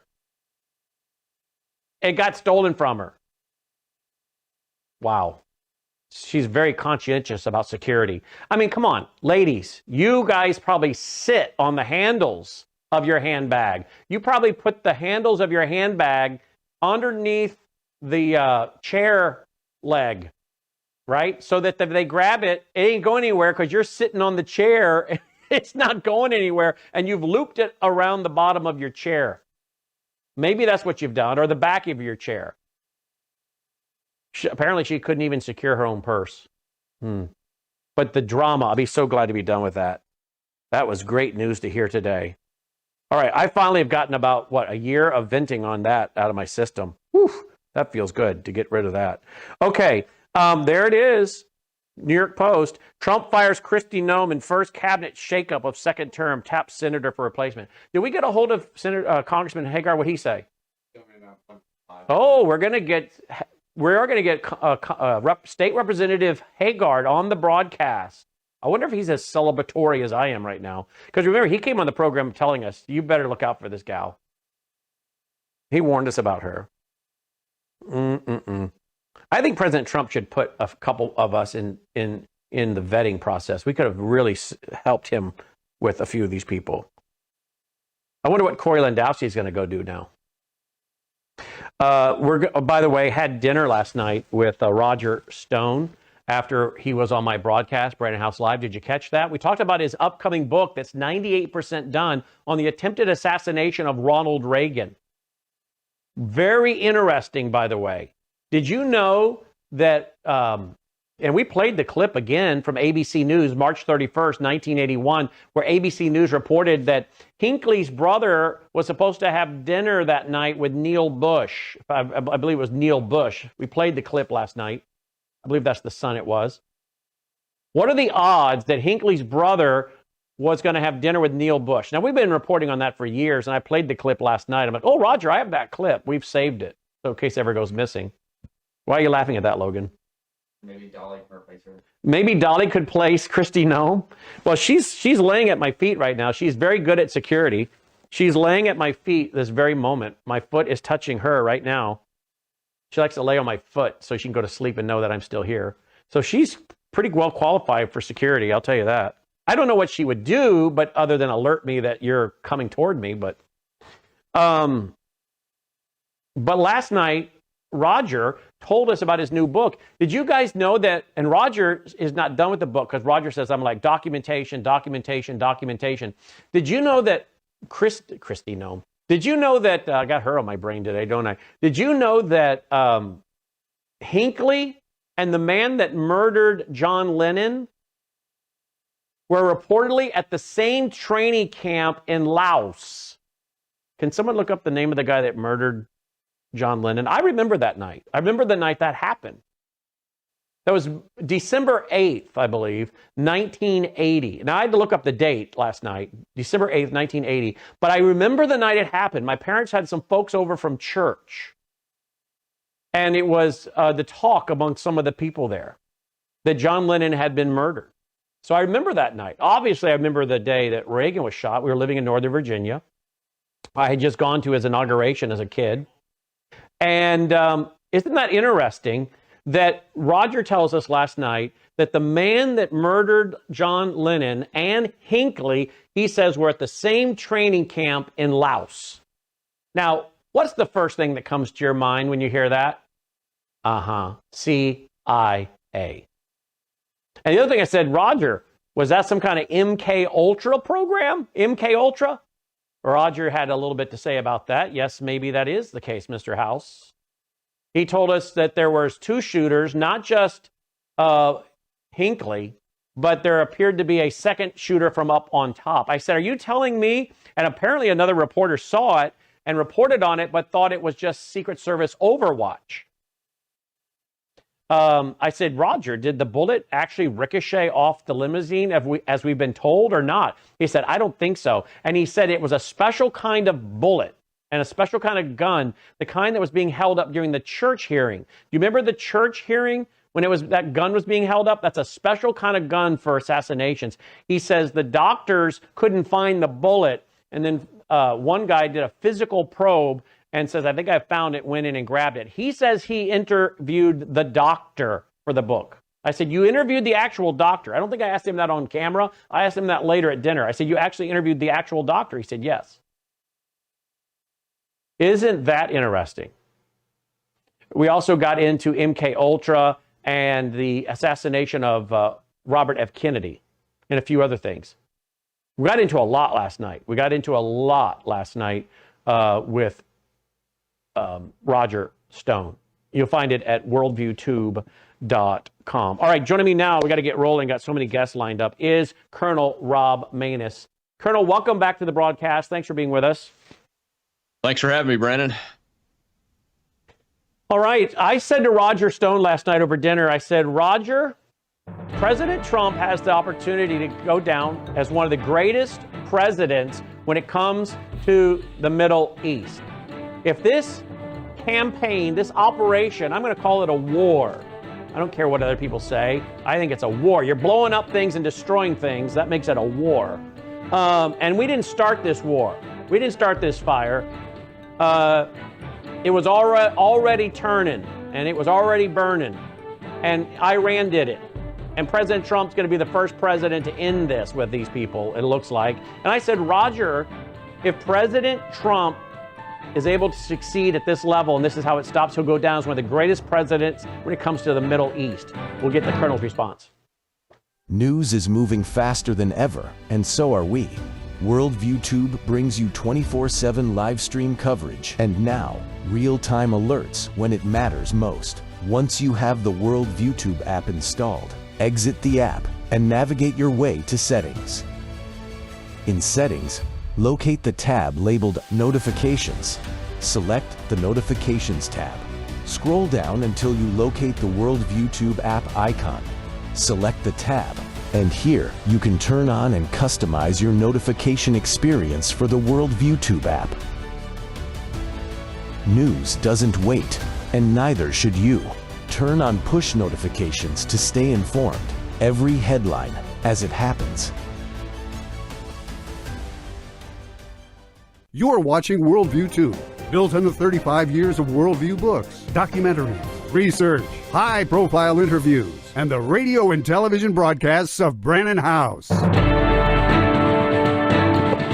right, welcome back. Glad you're with us. Worldview Radio, our website, worldviewradio.com. I'm in a little bit better mood today, aren't I, Logan? Been a little cranky, to be honest with you guys, but I've been in such excruciating pain.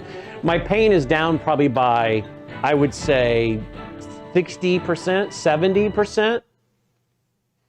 And thanks for all the prayers and all the advice. And I have a neuromuscular therapist. I didn't realize that was what she was expert in. I knew she was an expert at hurting me. I knew that much, making me cry like a little girl, the way she was twisting me like a pretzel. But it has, you know, you have to do this to get these knots to get undone, quit pinching these nerves. And she's Venezuelan, and she doesn't speak very good English, but we get through it. And I said, I've never had anyone treat me like this. What is your expertise? And she tried telling me she is a neuromuscular trained expert. And it took a little bit to figure out. I thought she said nuclear weapons or something. I thought, oh boy. But I finally figured out with her beautiful Venezuelan accent what it was she was trying to say. And this has been something, I've never had treatment like this. She clearly is different than, I mean, her training came shining through. And so just for everyone, because my wife's like, you know, we got like 100 messages just yesterday alone on you. And I said, isn't that nice? People actually care. Which I knew you did, so thank you. But just to let everybody that does care know, and all the haters that are listening that don't care, because I'm sure there's a few of you out there that tune in, like the Islamists, the jihadists that tune in. To all of those who do care, I would say the pain is probably 60, 70% decreased. Yeah, so I'm very, very thankful for that. So yes, I'm in a pretty good mood today because I'm not like in chronic pain. So there you go. All right, joining me again is Colonel. We got started and the computer took it away. Colonel, I said to Roger at dinner last night, Roger, I think President Trump could go down as one of the greatest presidents when it comes to the Middle East if this campaign ends up neutering Iran and stabilizing the Middle East. Of course, I also said, Roger, it's preparing the stage for Bible prophecy to be fulfilled, if you want to discuss that. But he might go down as one of the greatest presidents when it comes to the Middle East if this campaign ends as successfully as it has for the last 100+ hours. What are your thoughts, Colonel? Well, if he can eliminate the scourge of the Islamo-Nazis that have been running Iran since 1979 and have killed thousands of Americans and tens of thousands of human beings that didn't deserve it, I think he will go down as right up there, probably number 2 behind George Washington. Wow, isn't that something? Well, and you know, that's the thing about us here. I was going to say, that's the thing about us, President Trump. That's the thing about us, Colonel Manus. When we agree, we say so. When praise is worthy, we give it. When we don't like things, we don't. We say so. And Ronald Reagan, I love that line. Someone that agrees with us 80% of the time is not a 20% enemy, right? And that's what our job is. And I think that's something that a lot of presidents, they didn't mind the media. If the media was just honest and fair, okay? Don't lie. Don't make stuff up. But if you're going to be a legitimate media that holds the president accountable with facts, most presidents appreciate that. They know that's their job. They understand that that's the job of media. But today we have a media that lies, that makes stuff up. We were talking about Richard Nixon last night. And I said, well, Richard Nixon was actually a really good president. And my kids were shocked to hear me say that. And I said, oh, yeah, because all you guys know is the lies. I said, the more someone is trashed by the media and the, quote, historians, it's likely he's really a good guy. And my kids all said around the dinner table, yeah, that makes perfect sense. So I don't think President Trump minds a media that is fair and honest and agrees with him and sometimes disagrees, as long as it's based in some fact, right? Oh, absolutely. Criticism, look, every human being likes to hear the good stuff and is kind of put off by getting criticized. But if it's constructive criticism, especially by his own side, I think the president, I'm sure he takes it to heart and he listens to it. But very rarely does that happen. I mean, you see media across the spectrum, other than independent types like our outlet here, that just outright lie. I just saw a post before I came on it.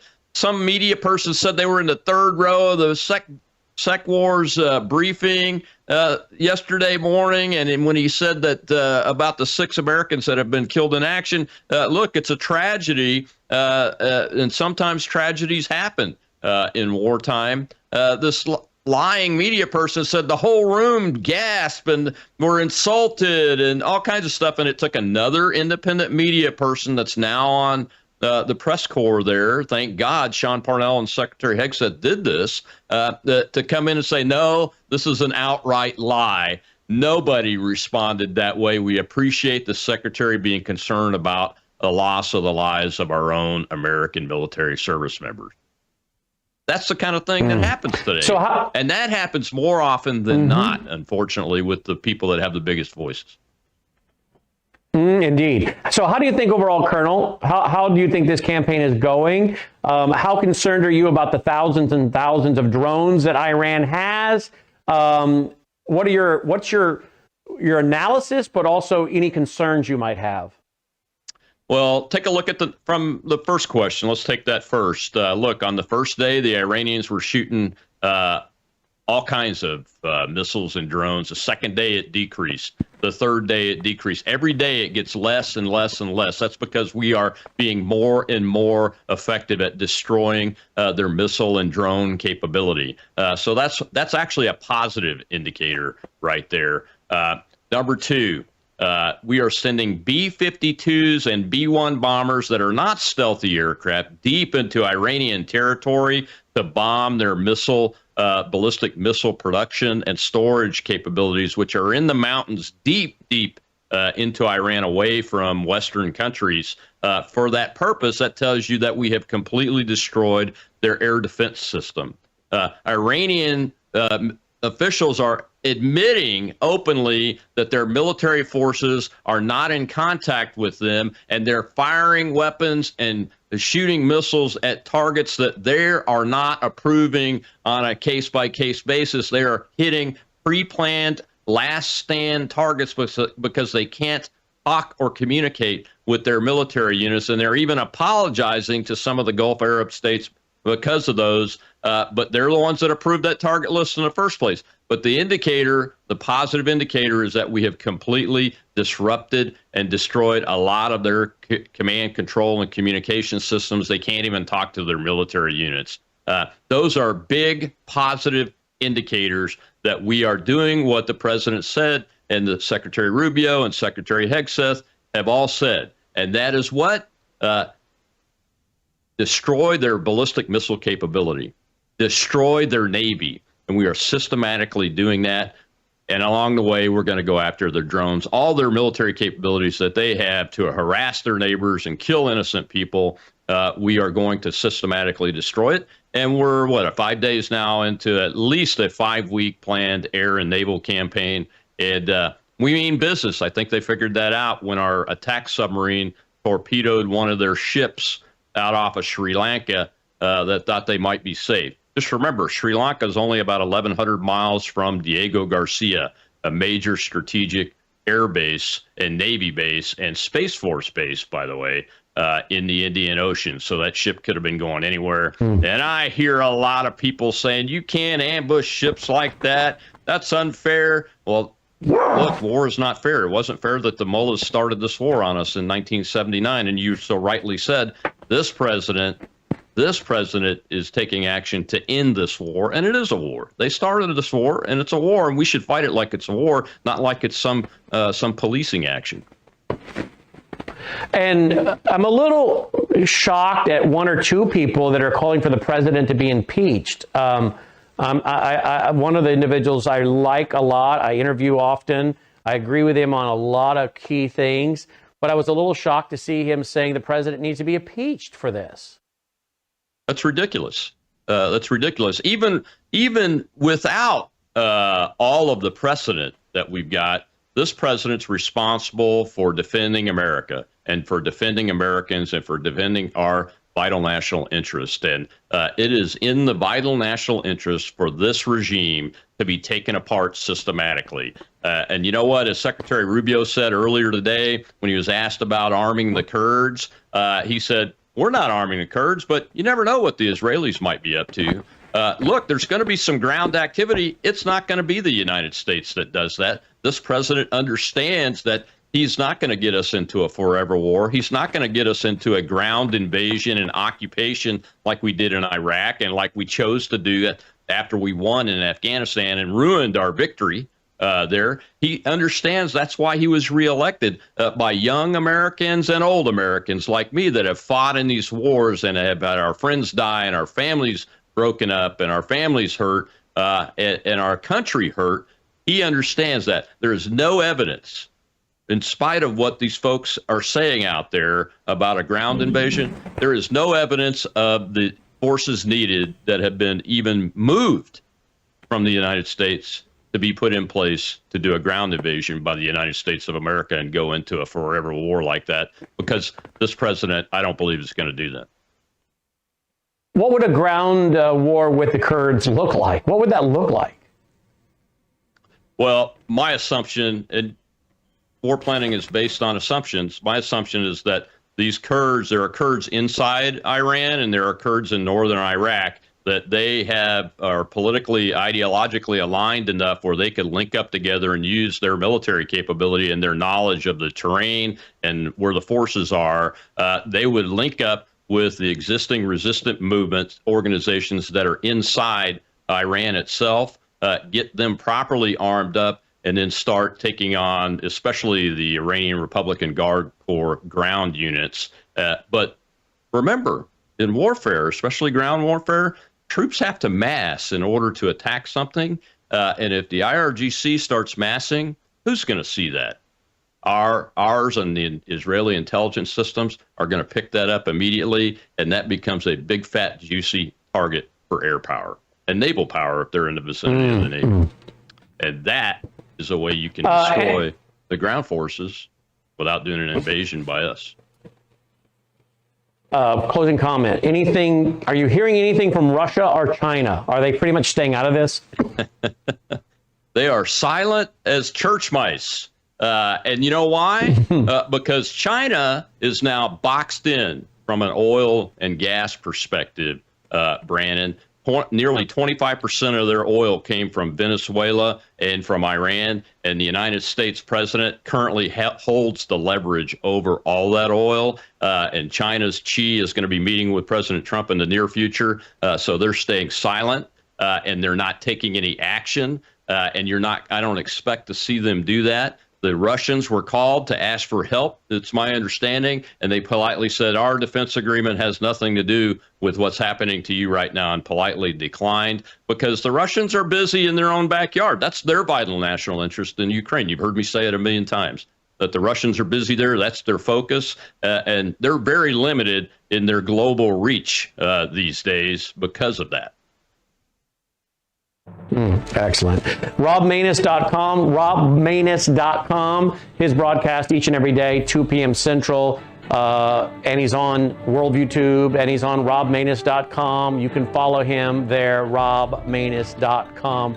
Retired colonel, expert inside the Pentagon in an area that very few people ever go. This is totally in his wheelhouse. This is what he did. And Colonel, thank you for your service, and thank you for being one of our great military and national intelligence and strategic military operations experts. Thank you, Colonel. Thank you, sir. Colonel Rob Maness, robmaness.com. We'll come back. We're going to hear from Annie Cyrus, Aaron on the ground, and Steve Haggard. Don't go away. Consumers often ask, what should I expect when I take the Bella Grace elixir? And the answer's varied. It really depends on what your health and wellness needs are. I would consider this as your foundational core product for a whole range of health and wellness issues. Let me give you a few examples. If you're a little bit older and you have some joint health issues, some problems with mobility and discomfort, the elixir is going to be your best friend. If you have some skin health issues, wrinkles, hydration, aging, all of those elements are going to be benefited from the elixir, including age spots. Now, if you're in a younger demographic, maybe visual health is where you need some assistance. Eye fatigue, dry eyes, all of those are going to be benefited by the elixir. It's a core product because it benefits so many.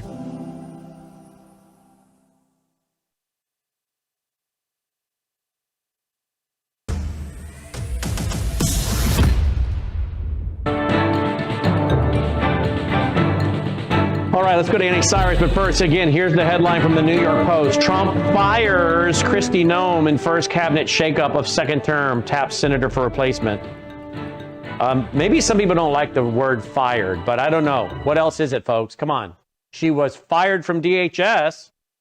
I mean, what'd she do? Resign? I'm tired. I'm worn out. It's been a long career. I'm done. No, I think she was asked to leave. Okay? People want to put it in a nice way. Put it as nice as you want. I agree with the headline from the New York Post. Trump fires Kristi Noem. And well done. Thank you, Mr. President. Now, let's go to Annie Cyrus before we go to Aaron Lavarco on the ground in Israel, and then State Representative Steve Haggard, who was the Speaker of the House at one time.